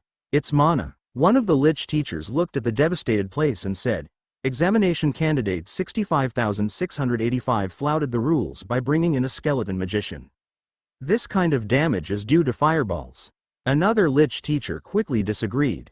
Not likely. If it were caused by mana fireballs, the edge here would be in a melted state from the high temperature. Mana fireballs have an extremely high temperature, and it looks like the damage was created by physical smashing. So, it was created from physical combat. The other Lich teachers at the side started to debate. The pit is too big, so it couldn't possibly be from smashing unless it was done repeatedly. How could such a situation happen during the examination? I agree, it's mana. Look at the obvious scorch marks over here. As for why it wasn't in a melted state, I think it's a good topic for research. My research team will look into this topic today, the relationship between mana transfer and mana effects. I think this is a good research example. Impossible. Though candidate 65,685 created the skeleton magician, according to my initial questioning, he didn't create the magician himself. He is a novice Lich, and the skeleton magician was created with another Lich's help. How could he control the skeleton magician effectively? I believe the pit was caused by passive weapons. As for the scorch marks, they are the products of the student's mana, which caused the mutual destruction of the skeleton magician and the goblins. I feel that this argument isn't valid. If it was the skeleton magician, the goblins wouldn't have the chance to get near, especially since they are goblins. I think it's this situation. The group of Liches was furiously debating when Professor Bacon raised up his hand to stop them and said, I've listened to your opinions. Since the director believed in me and handed this matter to me, I'll investigate the truth. We'll hold a special discussion meeting this afternoon. Summarize your opinions, and we'll have a detailed discussion during the meeting. Great, I agree with Professor Bacon. I agree too. The Lich teachers agreed, and Professor Bacon said, good, please go back first. I know a famous private investigator in Winterfell. He's a good combat analyzer. As this situation is special, I think it's necessary to seek professional help. After the meeting, I'll contact him. The Lich teachers were concerned about Professor Bacon. Professor Bacon, you just came back from a business trip. Take care of your bones' health. You are too hard-working and professional. You are our role model. Professor Bacon, I have some bone-strengthening powder. Bring along this powder on your trip. With your current health, you are still going on this business trip. I'm moved. What about the rest of you? Professor, seeing everyone's concern, Professor Bacon was moved, and tears welled up in his eye sockets. Don't worry, I'll take care of myself. For the college, the spiritual faculty's mana research, and to protect the fairness of the examination, this hardship isn't a great deal. Everyone, carry on with your duties. Everyone said their farewell and dispersed. Brainiac, who was the assistant tutor, had been recording the professor's opinions. After everyone dispersed, Brainiac caught up with Professor Bacon and said, Professor, I have a query. Brainiac, what is it? Professor Bacon waved to the other teachers, then he looked at Brainiac and asked. Professor, as the other teachers were present, I didn't speak my mind. I believe that what the two students said was true. What you're saying is that the training ground was destroyed by the goblins. Professor Bacon looked at Brainiac and asked. They threw a few bladders, then there was a loud booming explosion that killed the skeleton magician? Have you seen an exploding bladder? Thrown by the goblins? I know that you had some personal matters to attend to, so you weren't observing the examination. Even if you're just blaming yourself, you can't possibly believe the two students just because you want to obtain the reason quickly, Professor Bacon sighed and said.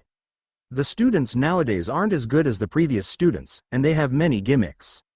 After cheating during the examination, they tried to push the blame to the goblins and made up a story about exploding bladders. If they told me that goblins could shoot out fireballs, I might have believed a little. These students are hopelessly ill-disciplined, Bacon said furiously and showed his disdain of the ill-disciplined students.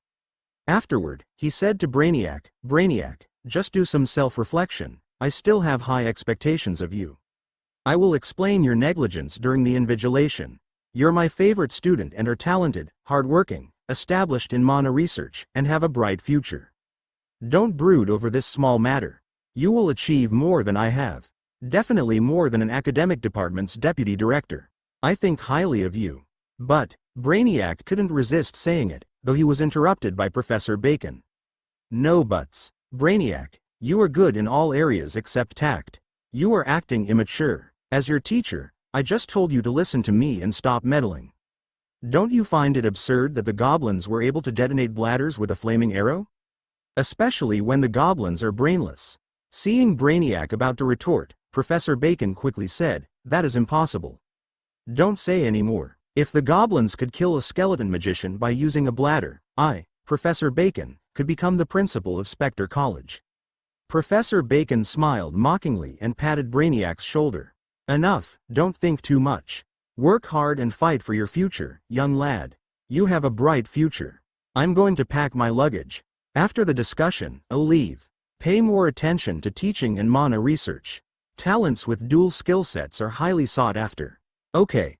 Enough idle chat, Professor Bacon said earnestly and placed his hands behind his back as he walked away. Brainiac was left standing there holding his notebook while he mulled everything over in silence. Brainiac turned to look at the explosion scene. In his heart, he had made a decision. Chapter 85. Spectre College's #1 Genius, Brainiac, Part 1. In an office with white walls, a coffee-colored table was placed in the middle of the room. Professor Bacon sat behind the table as he looked at an application form in his hand. At the top of the form were the words, Resignation Tender. Professor Bacon's hand was covering the applicant's name, so the name couldn't be seen. Standing before Professor Bacon was his student, Brainiac. Brainiac, I remember that you gave up the job at Eternal Fire Dungeon to work in the college, didn't you? Professor Bacon placed the resignation form on the table and placed his arms on the table as he interlocked his fingers before saying, Since you returned, the college has been supporting your plans. If you resign now, isn't it a pity? Did you encounter some issues in your work? You can tell me about your problems. Thank you, Professor. You've been taking care of me. I also wish to stay in the college to do research, but I have to settle some matters. Brainiac exhaled and looked outside the window. His empty sockets were gazing at a faraway location.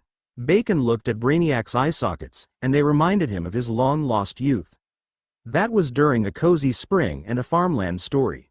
Professor Bacon exhaled and nodded as he wrote, "Approved," in the supervisor's column and signed his name on the form. "I understand. It's your decision." Professor Bacon passed the form back to Brainiac and sighed. "No matter what pursuits you have, I'll support you. Pass the form to the Creature Resource Department. After getting the approval stamp, you may leave. Use the teleport portal since a Beetlemon's journey would make one ill. Bon voyage and take care of your safety." Brainiac took the form and bowed to Professor Bacon. Then he turned to leave. "Brainiac." He heard the reluctant voice of Professor Bacon and stopped. He turned around and asked, "Professor?" Professor Bacon's skeleton frame looked extremely slim. On his white skull were various cracks. Professor Bacon looked at Brainiac and nodded. "All the best, my student that I'm proud of." "Yes, Professor." The ancient dark fortress was barely discernible in the trees of the forest. Brainiac took his large luggage and sat on the horizontal seat that was on top of a Beetleman. He gazed at the sharp tower of the ancient fortress. With the Beetlemon's rhythmic steps, the sharp tower that he had watched for tens of years was gradually swallowed by the treetops. He inhaled deeply and said earnestly, "Farewell, my college. Farewell, Professor Bacon." At the exit counter of the Spectre College's teleport portal, in the spacious main hall, a uniformed orc sat in a room with protective metal boards and asked without raising his head, "Where are you going?" "Winterfell. Travel visa." "Here." The orc examined the travel visa and noticed that the photograph was a skull. "Put your luggage onto the checking device." Brainiac put his luggage on the magical checking device, which emitted a blaring siren. "Warning. Mana units exceed 100. An on-spot death execution is advised." The uniformed orc knocked hard on the device and looked at Brainiac. "Little bro, the mana units of your luggage exceed 100, and there are restricted items. You can't use the teleport portal. You could use a courier service for your luggage and have a 10% chance of not losing it, or you can take the new high-speed, dedicated Beetleman service to Winterfell." "Thank you, I'll take the Beetleman." Brainiac picked up his luggage and moved quickly to the Beetleman transit area. "How many tickets?" "1. Get up onto the Beetleman. The journey starts in a minute. If you encounter fraudulent crashers, all the passengers will bear the compensation." "What? Get up. Pa-da, pom, sh*t. How did you control your Beetleman? Didn't you see that I'm over here? You crashed into me, and my leg fur's all messed up. If you don't compensate me 500 magic stones, I won't get up. Pay up, we've encountered a fraudulent crasher. Pa-da, pom. Get off the Beetleman. We've arrived at the East Forest. Wait, I'm going to Winterfell." "Which Winterfell? Why didn't you tell me earlier? Young lads nowadays are so reckless. Stay here for a night and take my Beetleman tomorrow morning. It's too late now, no Beetlemans will be running since they need sleep. This is our recommended hotel with a 20% discount. Go ahead." "Lich bro. Staying in a hotel? Lich bro. Need a foot wash? Lich bro. Interested in derivative trading? My sisters are derivative dealers, and they earn the equivalent of a dungeon." "Going to Winterfell? What, last-minute passenger? This isn't the new Beetleman, but a green-skinned Beetleman with less than mediocre facilities. Sit over there, partial refund for bad facilities? No such thing. There are no more seats for you. Please stand. Pa-da. DMN. Is there a cockroach among the passengers? Smells like sh*t. Ugh. Why is it stinky? Bro, could you move your leg back a bit? Selling beverages. Tasty bloody chrysanthemum tea. Smile on the face. Service with your heart. Winterfell Talent Resource Market." Brainiac, who was looking tired, sat in a chair and looked at the huge words before him. Then, he shifted his attention to the werewolf sitting in front. It was a werewolf with dark eye bags, who was wearing a formal suit with a bow tie. He sat hunched and was silent and emotionless. "Excuse me, are there no employment notices from Eternal Kingdom? Is the dungeon newly opened? According to my knowledge, there's no lich working there. Aren't they recruiting liches? If it's a level issue, I could apply for an external position so that I'm not affected by the dungeon's level restriction." Brainiac gazed at the werewolf and asked impatiently. The werewolf lifted his eyelids and said feebly, "Yes, but the applicant left without paying the administrative fees, so he won't be publishing his recruitment notice." "How can I take a look at Eternal Kingdom's recruitment notice?" Brainiac asked. "That is not possible unless the administrative fees are paid," the werewolf said calmly. "How much?" 20 magic stones. Brainiac held the form that had the words, "Talent Recruitment Form, Recruiting Unit, Eternal Kingdom Dungeon. Contact details. Applicant can see the details after fee payment. Recruiter: Lord Sherlock. Recruitment requirement: Lich skilled in biology. Job requirement: skilled in healing creatures, listen to instructions, care for colleagues, professional, responsible and hardworking. Career advancement: the dungeon provides comprehensive and professional training. There is a chance to learn the latest knowledge, build connections, and gain work experience to help in your career and family advancement. Monthly salary: negotiate face to face. Wait, why'd I have to pay for the contact details? Didn't I just pay? Brainiac looked unhappily at the werewolf and asked. "It's the same. Leave if you don't pay." The werewolf lifted his eyelids and said. Brainiac was about to argue when he noticed an orc with heavy makeup, permed hair, tattoos, and possibly a pregnant belly. She crossed her legs, held a slim red-hot metal stick, inhaled deeply, and puffed out rings of smoke as she said, "Little bro, is this your first time here? Unless you get employed in a college's recruitment fair, it's the practice here. If they don't collect fees, what are they earning?" Brainiac looked warily at the female orc but didn't respond. The female orc laughed like a barbell and took out her name card. "Little bro, look for me if your application isn't successful. My friends are in the bone-strengthening powder business. You would make a good salesman with your handsome looks." As the female orc passed him her name card, she was astonished. You are Eternal Fire's newly employed top student from Spectre College?" Chapter 86. Spectre College's #1 Genius, Brainiac, Part 2. The gamers of Eternal Kingdom had a new fad, experimentation. Though everyone suggested bombing Eternal Kingdom, Sherlock observed that they didn't do so. They didn't create any items that were explosive. Sherlock was rather pleased with the development progress of the dungeon. The development of the commercial area was fast. It didn't matter whether their diligence was due to high rewards or searching for explosive raw materials. Sherlock was happy with the end result. While the dungeon was developing at a feverish pace, an official letter from the Merchant Alliance arrived. "Respectable Mr. Sherlock, we are pleased to inform you that you have been successfully employed by the Winterfell Business Unit as a member of the Ancient Ruins No. 85 Exploration Committee. After confirmation of the Ancient Ruins location, we will inform you of your working hours. Please do not stay far away from Winterfell. Thank you." Besides the Merchant Alliance's letter, there was a work permit. Photograph is empty. Name: Sherlock. The other information consisted of his graduated college, address, age, and designation. "Lord Sherlock, you have a contract with the magical items shopkeeper. Besides qualification, do you have rich archaeology experience?" Brew asked as Sherlock was examining his work permit. "Of course, I have traveled all over the world for my archaeology work. I am a superior devil who has helped 5 archaeology museums with their exhibits," Sherlock said casually as he put away his work permit. "Lord Sherlock, the archaeology in the game, Civilization, is not considered archaeology experience." Brew gave a friendly reminder. Sherlock didn't reply to Brew. A fireball appeared, and a letter was spat out. The letter had the words, "Seeking employment." Sherlock tore open the letter that said, "Respectable Dungeon Lord of Eternal Kingdom, Lord Sherlock. Greetings. I am a lich who has graduated from Spectre College. I discovered your recruitment notice in the Winterfell Talent Resource Market. I feel that I fit your requirements. I am hardworking, proactive in contributing, good with communication, and I care for my colleagues. I have excellent skills and interned at Eternal Fire Dungeon for a year. I listen to instructions and carry out my tasks effectively. I would like to request an interview. The following are my resume and contact address." Oh, seems like a professional lich. But he didn't mention the salary. Perhaps he is a current graduate with bad results and isn't confident.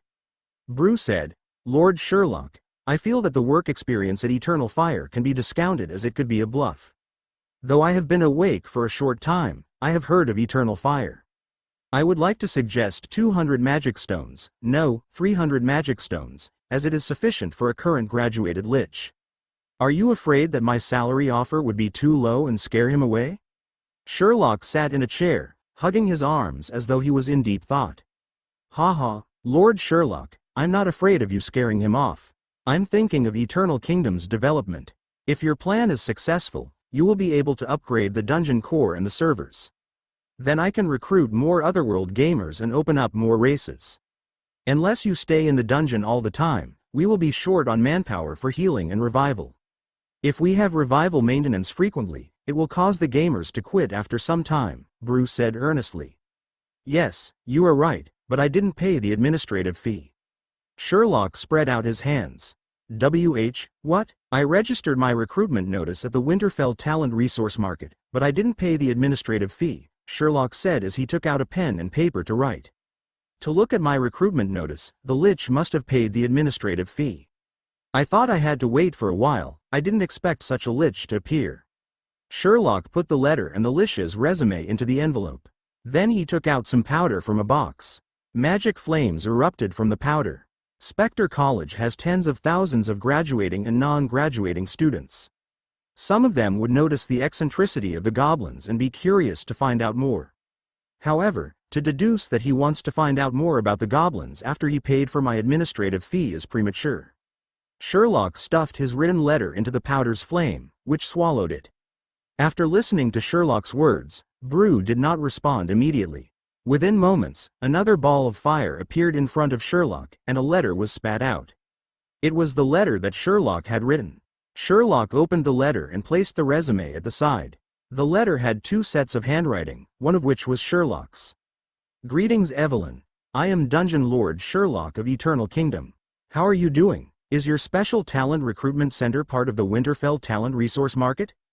Please help me investigate a lich, whether he applied for other jobs with his resume within these 3 months. Thank you. This is his registered resume. The handwriting below it was more feminine. Lord Sherlock, I discovered that he only applied for your lich recruitment.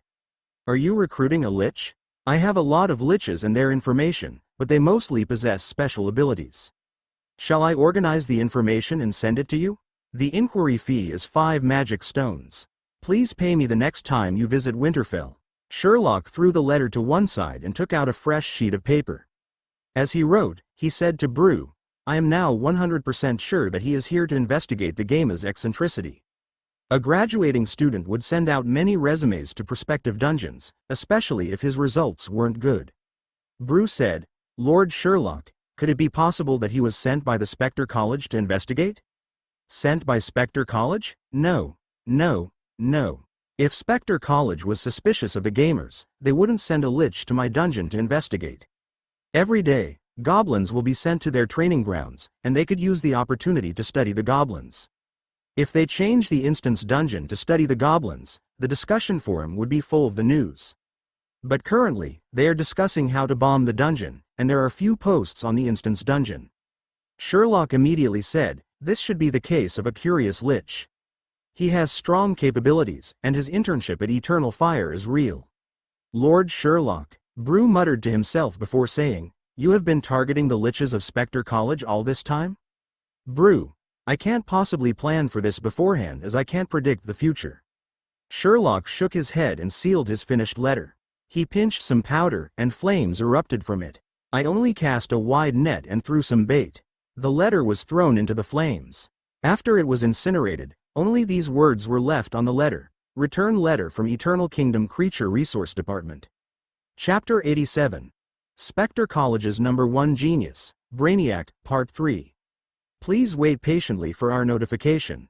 Brainiac put down the letter slowly after he finished reading it. His empty gaze was locked on a candlestick that was lit with pale blue magical flames. The long shadows of Brainiac were cast on the wall. Loud arguments from the room next door pervaded his small room. We let you eat salty clay, but you opted for sweet clay daily. Everyone's going for salty clay. The place where I came from, we took sweet clay. Isn't it strange to take salty clay? Then crashing and breaking sounds were heard. Brainiac extended his hand and activated a magical barrier on the wall. It became silent again. He lost count of the number of times he read the return letter from the Eternal Kingdom Creature Resource Department. But 3 days had passed. 3 entire days. Brainiac waited in the hotel, but there were no replies. Why? Was my resume not good enough? Or has Eternal Kingdom already recruited a lich? No, I can't stay passive. I have to be more proactive. Brainiac reaffirmed his goal, stood up, packed his luggage, and ran to the Winterfell Beetleman ticketing booth. Greetings. I'm buying a ticket to Eternal Kingdom Dungeon. Eternal what? Fire? Eternal Kingdom. There's no such route, and there are no transit lines to poor or desolate locations. Use a teleport portal or rent a Beetleman. Winterfell Beetleman Rental Center. Rent a Beetleman to Eternal Kingdom? I know. Aya, don't show me this expression. The Dungeon Lord has rented a Beetleman from me before. The dungeon is pretty close to the surface world and dangerous. If the Beetleman encounters a magical beast or the surface army, it would be dead. Therefore, I can't rent it to you.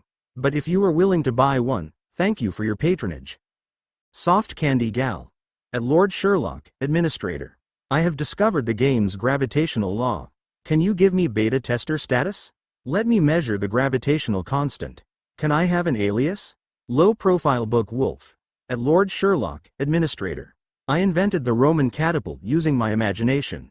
Create 2 ropes using spider silk and tie the middle with dire wolfskin. The stone from the catapult inflicts great damage. Can I have an alias? I'm also good with beta testing status. Peasant. At Lord Sherlock, be reasonable. Why did the game producers sneak into the forum to study the strategy guides? Why did the skeleton soldiers in the instance dungeon start carrying kite shields? We ran out of bladder bombs. DMN. Not wearing pants. At Lord Sherlock, the changes in the loot system are devastating. Can there be more black feces loot? After appraisal, the loot is called Magical Beast's Feces. That is used as a raw material for bladder bombs. We took on the instance dungeon missions every day, but we didn't encounter any. Are you worried about us bombing the dungeon, so you removed this loot? Sherlock noticed that there were more than 99 mentions out of his account in the forum. Perhaps because Sherlock's administrator account was more active than previous times, many gamers messaged Sherlock in a bid to have direct communication with him. The messages were mainly denouncing the game producers, pleading for beta tester status, or giving opinions and asking for aliases. Those who requested an alias were mostly not beta gamers. Sherlock cleared all his messages and was browsing the forum when Bruce said, "Lord Sherlock, 5 days have passed. I think it's about time that we send the lich information regarding the interview. As for the salary, I suggest 200 magic stones. Yes, it's about time." Sherlock nodded and took out some paper and envelopes. Before he started writing, Bruce said, "Lord Sherlock, you don't have to write. A lich has come to our dungeon from Winterfell. He came by himself?" Sherlock was taken aback. Then, he grabbed the cloak at his side and put it on as he strode outside. Along the way, he encountered gamers who were carrying their dead comrades for revival. They were stained with blood and dust, and their bodies were laden with noisy equipment. They had just finished their instance dungeon missions and were packed with loot. Sherlock grabbed the corpses and revived them before putting them on the ground. The revived gamer woke up quickly and patted the dust off his body happily before following his companions to find Brew to appraise their equipment. As Sherlock walked towards the exit, more and more gamers discovered that Sherlock's route was different from normal. The abnormality attracted the gamer's attention. As the gamers approached him, Sherlock quickly went through the dungeon barrier and left Eternal Kingdom in the direction of Winterfell. The curious gamers gathered at the dungeon barrier and discussed whether there would be new plots. Sherlock exited the dungeon boundary and walked along the tunnel. He saw a beetleman making the pa-da, running sounds as it ran at high speed towards him. A cloaked figure was on the back of the beetleman. The figure noticed Sherlock and controlled the beetleman to reduce speed. The beetleman emitted panting sounds as it slowed to a halt. Dust shrouded the entire tunnel. A 6-legged beetleman, whose back was covered with protective armor, stood obediently in the dusty cloud. A cloaked skeleton frame was sitting on its back. To be exact, the skeleton frame was a lich. The lich stood up and climbed down from the beetleman. His empty eye sockets glimmered as he gazed at Sherlock. Sherlock smiled as both of them gazed at each other. The beetleman shook its head. Then, it sneezed loudly and blew its nose at the ground. "You must be Eternal Kingdom's dungeon lord, Lord Sherlock." The lich placed his hand on his right chest and bowed. I'm the job applicant from Spectre College. I submitted my resume, but I didn't receive an interview invitation from the Eternal Kingdom Creature Resource Department. I know I'm brash to come here without an invitation, but I really hope to obtain a chance to work in your dungeon. I have an impression of you, the top student of Spectre College with the alias Brainiac. You have a year of internship. Sherlock pondered for a while and said, honestly speaking, I would like you to work for my dungeon. Due to some practical reasons, however, I had to let the Creature Resource Department decline your application. Brainiac was surprised and asked worriedly, wait, Lord Sherlock, why is that so? If you have already employed a lich, I don't mind competing with him. Lord Sherlock would like to employ the best lich, wouldn't you? Sherlock looked at Brainiac's serious face and asked, you are quite frank. You didn't have many friends in school, did you? From work either. Lord Sherlock, is this related to the dungeon's work? Brainiac asked immediately. Yes, I feel that whether it is learning, research, or work, those who indulge in drinking, eating, and wasting time in courtship aren't desirable. Only if one is focused can they improve themselves. So I didn't develop in those areas. Brainiac said loudly and confidently, I have a few friends. I am bold to admit, he's a talent. He's quite compatible with the gamers in some areas. Lord Sherlock, if you employ him, the dungeon will become more interesting, Brew suggested as Sherlock looked solemnly at Brainiac. Brainiac wasn't able to hear Brew's voice. Is it convenient to ask you about your salary expectations? Sherlock asked. I know your dungeon has just started developing, so I'm expecting 800 magic stones per month. I'm willing to accept a month's probation with 400 magic stones salary. The working hours can be from 9 a.m. to 8 p.m. with 2 days of rest per week. As I'm employed externally, I won't ask for other benefits, Brainiac said. Sherlock listened attentively and nodded. You're professional, and the salary expectation isn't high. I'll consider it carefully. Please return and wait for news. Wait, Lord Sherlock, please tell me the reason for declining my application. Brainiac felt he was too emotional and exhaled as he said, apologies, I had a bad journey. I really wish to know the reason. Sherlock said calmly, because you aren't good enough. Sherlock's words were like a sharp sword filled with sacred light that pierced deep within Brainiac's soul. He backed up in shock. The genius of 1,000 years had received his life's first setback. This was the first time someone told him he wasn't good enough. Chapter 88. The citizens of Eternal Kingdom are absolutely loyal. Brainiac's eye sockets were showing shock, bewilderment, and anger from the insult. Lord Sherlock, perhaps you didn't read my resume carefully. From the first year in college, I mastered summoning and control of skeleton soldiers. In the 10th year, I could control over 100 skeleton soldiers. From the 20th year, I started to research advanced spiritual mana. From then on, I produced a spiritual research paper every year. Brainiac spoke rapidly but was interrupted by Sherlock. No, it's not your ability. I'm not doubting your skill level. As a lich, your achievements are that of a genius that appears once in 1,000 years. But you are not good enough for Eternal Kingdom in terms of servitude and loyalty. Sherlock immediately said, the citizens of Eternal Kingdom may not be as capable as you, but each of them works very hard for Eternal Kingdom. Every day, once they open their eyes, they think of how to make Eternal Kingdom the evilest and greatest dungeon. Even if they work to death, they are still smiling because they know their deaths are worthwhile, to make Eternal Kingdom the greatest dungeon. Brainiac frowned and thought for a while. After calming down, Brainiac discovered that something was amiss. Was there a pit that they were waiting for him to jump into? Were his dungeon citizens willing to sacrifice their lives to contribute to Eternal Kingdom like Lord Sherlock had described? If that was true, how did he do it? No, it couldn't be true. The goblins that participated in the Spectre College's graduation research were most likely drugged so that they weren't afraid to die. But they were willing to sacrifice their lives to develop Eternal Kingdom and could even smile while dying? Brainiac's mind was in chaos. Brainiac's instincts told him that things weren't that simple. Because, when the name Eternal Kingdom appeared, all the things relating to the dungeon and Lord Sherlock were inexplicable. The things that Lord Sherlock had done were illogical, but he couldn't detect that Lord Sherlock was lying. Young lad, I know that you attended a prestigious college and received a premium education. It's understandable that you are ambitious since you have just graduated, Sherlock said calmly. These goblins didn't attend school for 50 years like you or have your talent that appears once in 1,000 years. However, I treat them as my good citizens, and they have qualities that you don't possess. Go back, Brainiac. When you are ready to contribute to Eternal Kingdom, and when you have the goblins' enlightenment, you will be welcomed by us. Sherlock turned around and cast a huge shadow on Brainiac. Brainiac watched the retreating Lord Sherlock and lowered his head. He couldn't help recalling his mentor, Professor Bacon. In his memories, Professor Bacon taught him the proper way to appreciate the bloody chrysanthemum tea. During late nights, he would be draped in a cloak while he checked on the poor female students in their dormitories. Professor Bacon's voice and words flashed through his mind. Brainiac lifted his head abruptly and opened his jaws. With Lord Sherlock's ambition and wealth, the future is extremely promising.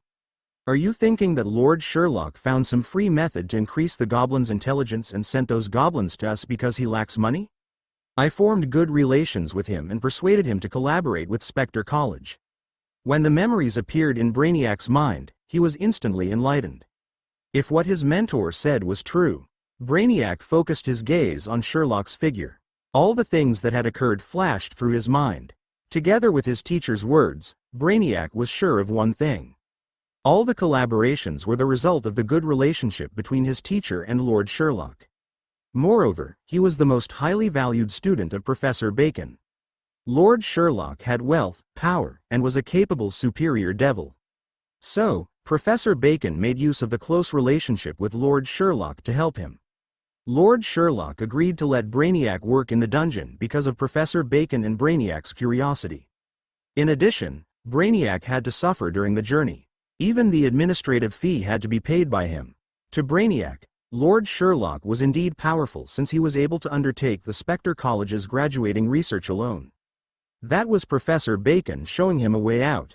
Brainiac felt a sense of warmth in his bones, and his image of Professor Bacon became extremely tall. Tears welled up in his eye sockets.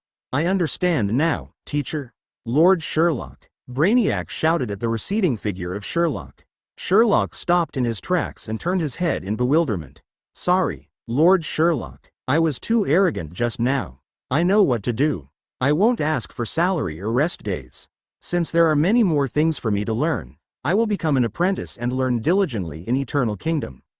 But, Brainiac's eye socket glinted, please allow me to have a tour of Eternal Kingdom.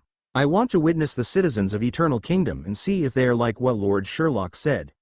Sherlock, who had walked for a distance, lowered his head as he pondered in silence. When Brainiac's bones were rattling, Sherlock shouted, prepare a contract first. Brainiac made himself invisible and followed beside Sherlock. Why did he become invisible? Sherlock explained, since you would like to have a tour, make yourself invisible. Then you can see for yourself how the citizens of the dungeon work hard for the development of Eternal Kingdom. It will be more convincing for you. Don't you think so? Beside Brainiac was a group of dirty goblins. They were surrounding Sherlock. Those goblins had strange green words above their heads, and they were holding pickaxes, short swords, chisels, and hammers without handles. And, what was that clump of yellow mass? Those goblins stared wide-eyed and muttered things like, are there any plots? Routine daily walks? And, disperse, disperse. They dispersed quickly. Without any supervision or word from the Devil Lord, the goblins continued constructing houses, smoothing rocks, carrying heavy goods, and using pickaxes to extract the tough diamond seam. All the goblins were smiling and looked relaxed, even though one of the goblins carried an overweight rock and broke his leg. The goblin hobbled with his broken leg to Sherlock, greeting his comrades along the way. Let us gather the materials later, okay? Wait for me to finish carrying the bricks. Okay, I'm carrying the bricks too. The goblin moved in front of Sherlock. Before he spoke, Sherlock said, take a rest. Don't carry the bricks. The goblin was dumbstruck. Then he broke into tears. I only broke a leg, and you won't allow me to carry bricks? Previously, someone broke his back, but didn't he continue to carry bricks? Ooh, why can't I do it? I want to carry bricks. Ooh. Surely, I want to carry bricks. Seeing the tearing goblin pleading to carry bricks, Brainiac was bewildered. What was that? Sherlock lifted his hand and healed the goblin's leg. The goblin cried as he continued carrying the bricks. Sherlock took Brainiac along the tour. Soon, they arrived at the excavated commercial area where there were 10 goblins who were as thin as skeletons. From the accumulated ore dust on their bodies, they had worked for a long time. But they were jovial. "I'm so happy. I didn't expect to obtain a mining mission. Yes, I thought I was going to smoothen the stone slabs. I want to mine ore every day. Gosh, I have almost exhausted myself. Ha ha ha, it's hilarious. Do you believe that I will die of exhaustion? Remember to help me?" A goblin was speaking merrily when he collapsed to the ground with a loud thud. His face was smiling while his eyes closed forever. The goblin had died of exhaustion, and he was happy. The moment he died, the nearby goblins were taken aback. Then someone shouted, "What? Another maintenance? Forget it, continue with the mining. Put him there first." They continued their mining. They didn't bury the dead goblin. Chapter 89. Version 0.04 Update Log. Brainiac walked into the dungeon core main hall and closed the door. The loud chattering of the goblins was shielded by the walls of the dungeon core main hall. Sherlock sat in a chair and snapped his fingers. The pen started to write on the paper. They were originally intended for Brainiac's interview letter, but now they were used for Brainiac's contract. Brainiac was still astonished by what he saw and heard in the dungeon. He was pondering what kind of power was supporting the goblins. Even at the brink of death, they weren't willing to take a rest. A sense of responsibility? Love for eternal kingdom? He couldn't figure out, and he couldn't understand. While he was pondering over the questions, Sherlock had drafted their contract, which was drifting slowly to Brainiac. Sherlock said, "As you've seen, Eternal Kingdom is vastly different from other dungeons, so the rules will be different. If you can accept the terms, sign your name and the contract will be completed. You may start work immediately." The contents of the contract were: Party A. Eternal Kingdom Dungeon Lord, Sherlock. Party B. Please write your name and sign. According to the Underworld Labor Contract General Rule and related conventions, Party A and B have come to an agreement and are willing to sign the contract and follow the terms of the contract. 1. The duration of the external employment contract, with the Underworld Labor Contract General Rule as a guide, is set at a year. 2. Job description. Party B agrees to the job requirements of Party A, which is the work of a lich. Party B fulfills the skill level requirements as indicated by Party A. 3. Both parties are to work for 24 hours a day, 7 days a week. 4. Party A will pay Party B magic stones per month at a rate of 0 magic stones per month. 5. There is no overtime pay. 6. There are no benefits and rest during holidays. 7. Party B can freely engage in research projects in Eternal Kingdom that are not destructive to Party A. 8. Party B must maintain confidentiality regarding all matters pertaining to Party A within the contract period. 9. Party B shall maintain absolute loyalty to Party A. 10. Party B's beetleman will be fed by Party A while the beetleman is fed by Party A. The beetleman has to perform manual labor. 11. If there is no permission granted from Party A, Party B is not to engage in private conversations with the dungeon citizens. Party A. Official seal, Party B, hand signature. With the current contract, Brainiac felt that if he made a complaint to the Merchant Alliance Talent Resource Market, Eternal Kingdom would be blacklisted immediately by the Underworld creatures. As most of the terms were requested by him, he couldn't accuse Lord Sherlock of exploiting him.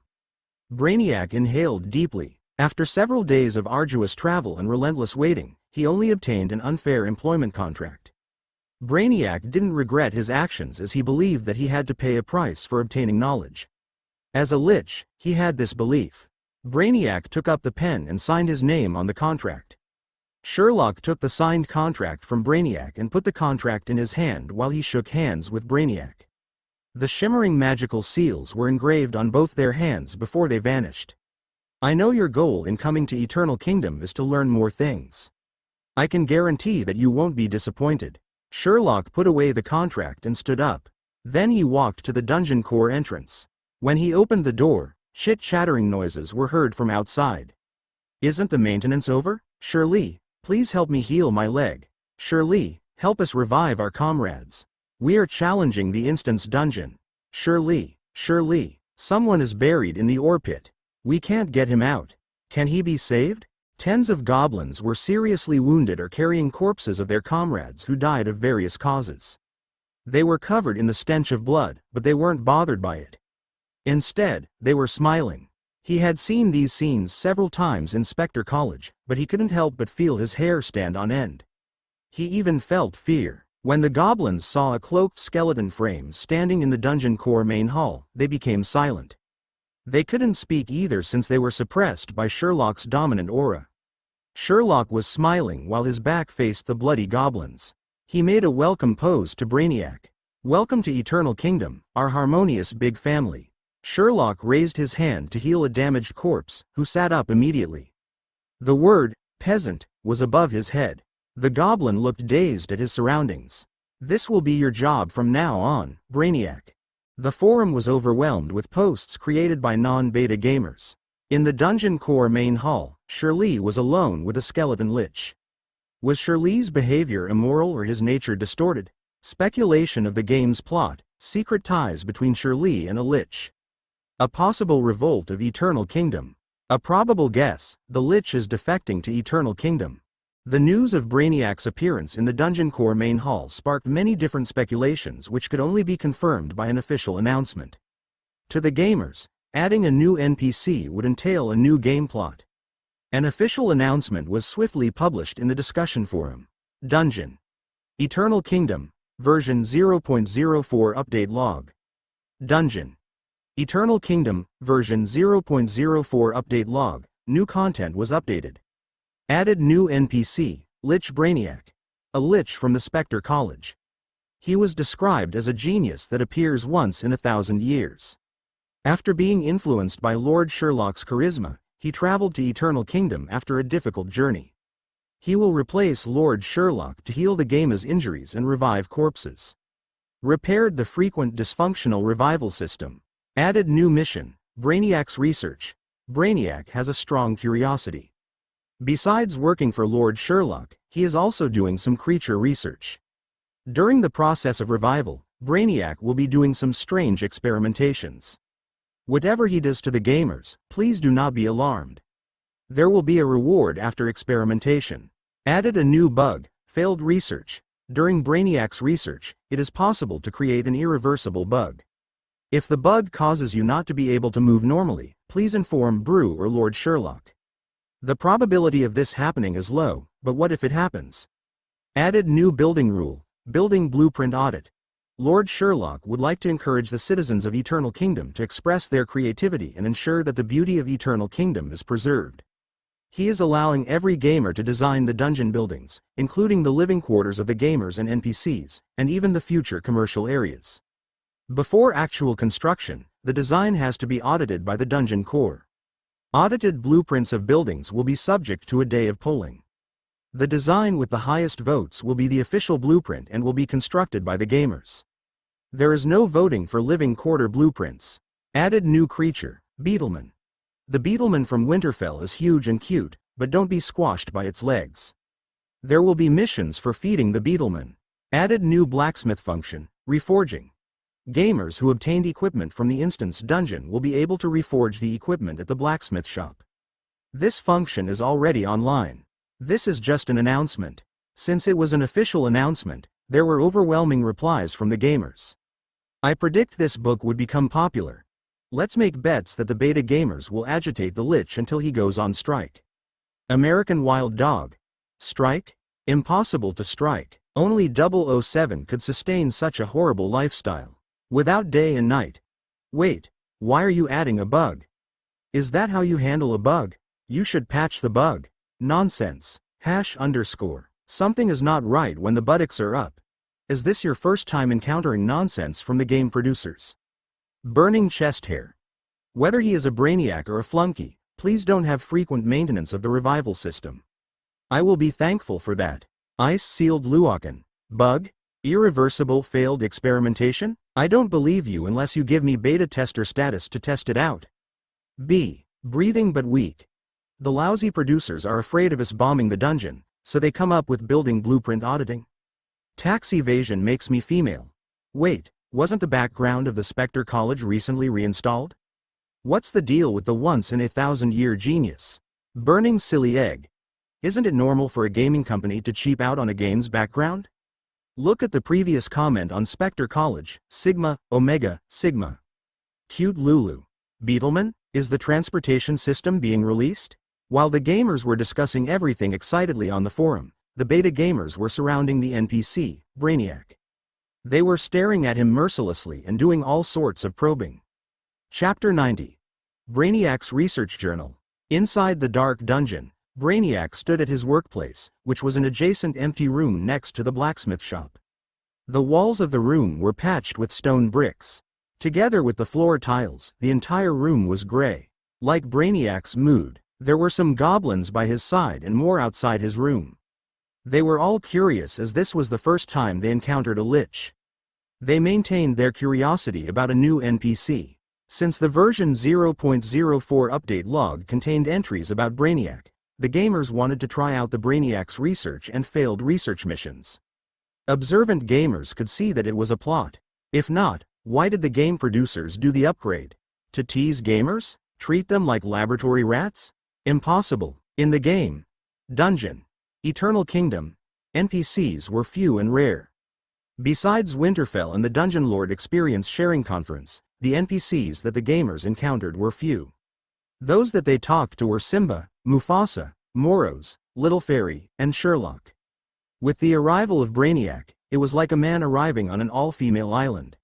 Sherlock revived the dead gamers in front of Brainiac and brought the astonished Brainiac to tour the dungeon. After introducing the buildings and future constructions, Sherlock led Brainiac to his own room. He reminded Brainiac to do his job well. Then Sherlock left. After being freed from Sherlock's dominant aura, the unrestrained gamers flooded his room like a green tsunami. They started their daily crazy chatting. It's awesome, a lich. I wonder if a lich king exists. Can I change my profession to undead? Why aren't there any plot animations? What's that Brainiac's research? Do we have to spend money to participate? How do we accept the mission? He's not speaking. Is the mission about to be triggered? Can I tap on his bones? Better not. It looks like the skeleton frame is scary. It's even scarier when it's not speaking. Can I hack him? Would you like to have some clay? Do you have magical beasts' feces? Is there a shop? Are you selling stuff? Are there any items in the luggage? What? I can't touch the luggage. Not speaking. He's still not speaking. The game master warned us not to hack him. The goblins buzzed like bees swarming out from the nest, but Brainiac didn't speak. It wasn't because he didn't want to answer or that he wasn't curious about the gamers, it was because he signed a term in the contract with Sherlock that prevented him from doing so. 11. If there is no permission granted from Party A, Party B is not to engage in private conversations with the dungeon citizens. Brainiac remained silent, and the goblins lost their patience. They started chatting among themselves and gradually dispersed. Occasionally, a few injured goblins, who were laden with equipment, sought assistance from Brainiac. Brainiac helped them to heal their wounds and revive the corpses. The top student of Spectre College, Brainiac, was able to do the job with ease. Many goblins that were injured were able to run around after being healed. Brainiac attributed that to their willpower. After healing the goblin corpses, they stood up and started running around. That baffled Brainiac as it was beyond his understanding. How did the goblins maintain their undying attribute? In other words, why were their souls not retrieved by the spirit world? Brainiac frowned. His research of the goblins had only started. He took out a pen and some paper. Then he wrote, Eternal Kingdom Research, Day 1. 1. The goblins in Eternal Kingdom have a special undying attribute. After their death, as long as their corpses are healed, they will revive. It isn't known whether this undying condition has a limitation. It could be an important research area. 2. The goblins have extraordinary socializing. This kind of phenomenon has never been observed in previous studies of goblin groups. Their activities include commerce, team forming, mutual help in the storage of personal items, taking care of injured comrades, and high division of labor in construction. Cultivating low-intelligence goblins to have such complex socializing skills is a future research topic. 3. Eternal Kingdom is using the surface world's coins for transactions. It seems like the Dungeon Lord is using the coins as one of the methods to motivate the goblins. It shows that the goblins lack common knowledge. 4. Eternal Kingdom seems very poor, but it's not logical. 5. Some of the goblins show chaotic and undisciplined behavior, as though they have a psychiatric illness. They tried to ransack my luggage in my presence, touch me, and even hack me. But there was a force that was stopping them. This confirms my suspicion that Lord Sherlock has done something to them and caused the side effects. 6. The feeling of being deceived gets more intense. Eternal Kingdom had a highly skilled lich. Besides making the gamers excited, the NPCs in Eternal Kingdom visited Brainiac and welcomed him. They were in the same boat. Most of the inhabitants of the dungeon were insane goblins. Normal creatures like them were the minority. Little Fairy was not included. Sherlock welcomed the interaction between his employees. However, Brainiac didn't get along well with them. When the gamers went offline during the night, Mufasa, Simba, and Moros brought bags of clay and bottles of chrysanthemum beverages to visit Brainiac. Before long, they left with their bags of clay, and Simba left with a broken and half-filled bottle of chrysanthemum tea. Sherlock was in the dungeon core when he heard Simba's furious voice. It's okay if he didn't want to drink, but he scattered my chrysanthemum tea on the ground. He's looking down on me. I hate this kind of highly educated lich. I had good intentions to treat him to some chrysanthemum tea, but he's looking down on me. Mufasa was consoling Simba, but Sherlock couldn't figure out what he was saying. Mufasa and Moros dragged Simba away, and the scolding faded into the distance. Brainiac stood alone in the entrance to his room and watched Simba and the group leave. After some time, he turned around silently and returned to his work. Seems like the lich will need some time to assimilate in Eternal Kingdom. His skills are superb, though. His healing skills are merely a notch below Lord Sherlock's. Brew observed that Sherlock had no reaction and continued speaking. Lord Sherlock, before employing Brainiac, you purposely isolated him. I can understand that. However, since he has signed the contract, shouldn't the Devil Lord show some concern? The lich only signed a year-long contract. After a year, if he hasn't been influenced by you, could you bear to let him leave Eternal Kingdom? Didn't you say devils are manipulators of the heart? I think it's time to manipulate his heart. But liches don't have hearts. Sherlock spread out his hands and said. You want me to manipulate a creature without a heart? That is making things difficult for me. Lord Sherlock, if I had only known you for a day, I might have believed you, Brew said, sighing helplessly. It seems like you already have a plan but are unwilling to share it with me. You have hurt the feelings of a loyal servant. You've surprised me. A dungeon core can be sad? Sherlock smiled and didn't say anything. Crimson flames flashed by, and a letter was spat out. Sherlock examined the letter and then burnt the letter to ash. He grabbed his overcoat from the box and put it on. Then, he walked outside the dungeon core. Put aside the matters of Brainiac. Since he is already in Eternal Kingdom, there is nothing to worry about. His aim is research, and the gamers will provide this research opportunity for quite some time. Even if I don't do anything, he will renew the contract with me after a year. Sherlock smiled and walked towards the teleport portal. Lord Sherlock? That letter is bothersome, Brew said as he watched Sherlock leave the dungeon. Yes, indeed, I'm taking a walk outside. Sherlock disappeared into the teleport portal. Take care of the dungeon, Brew.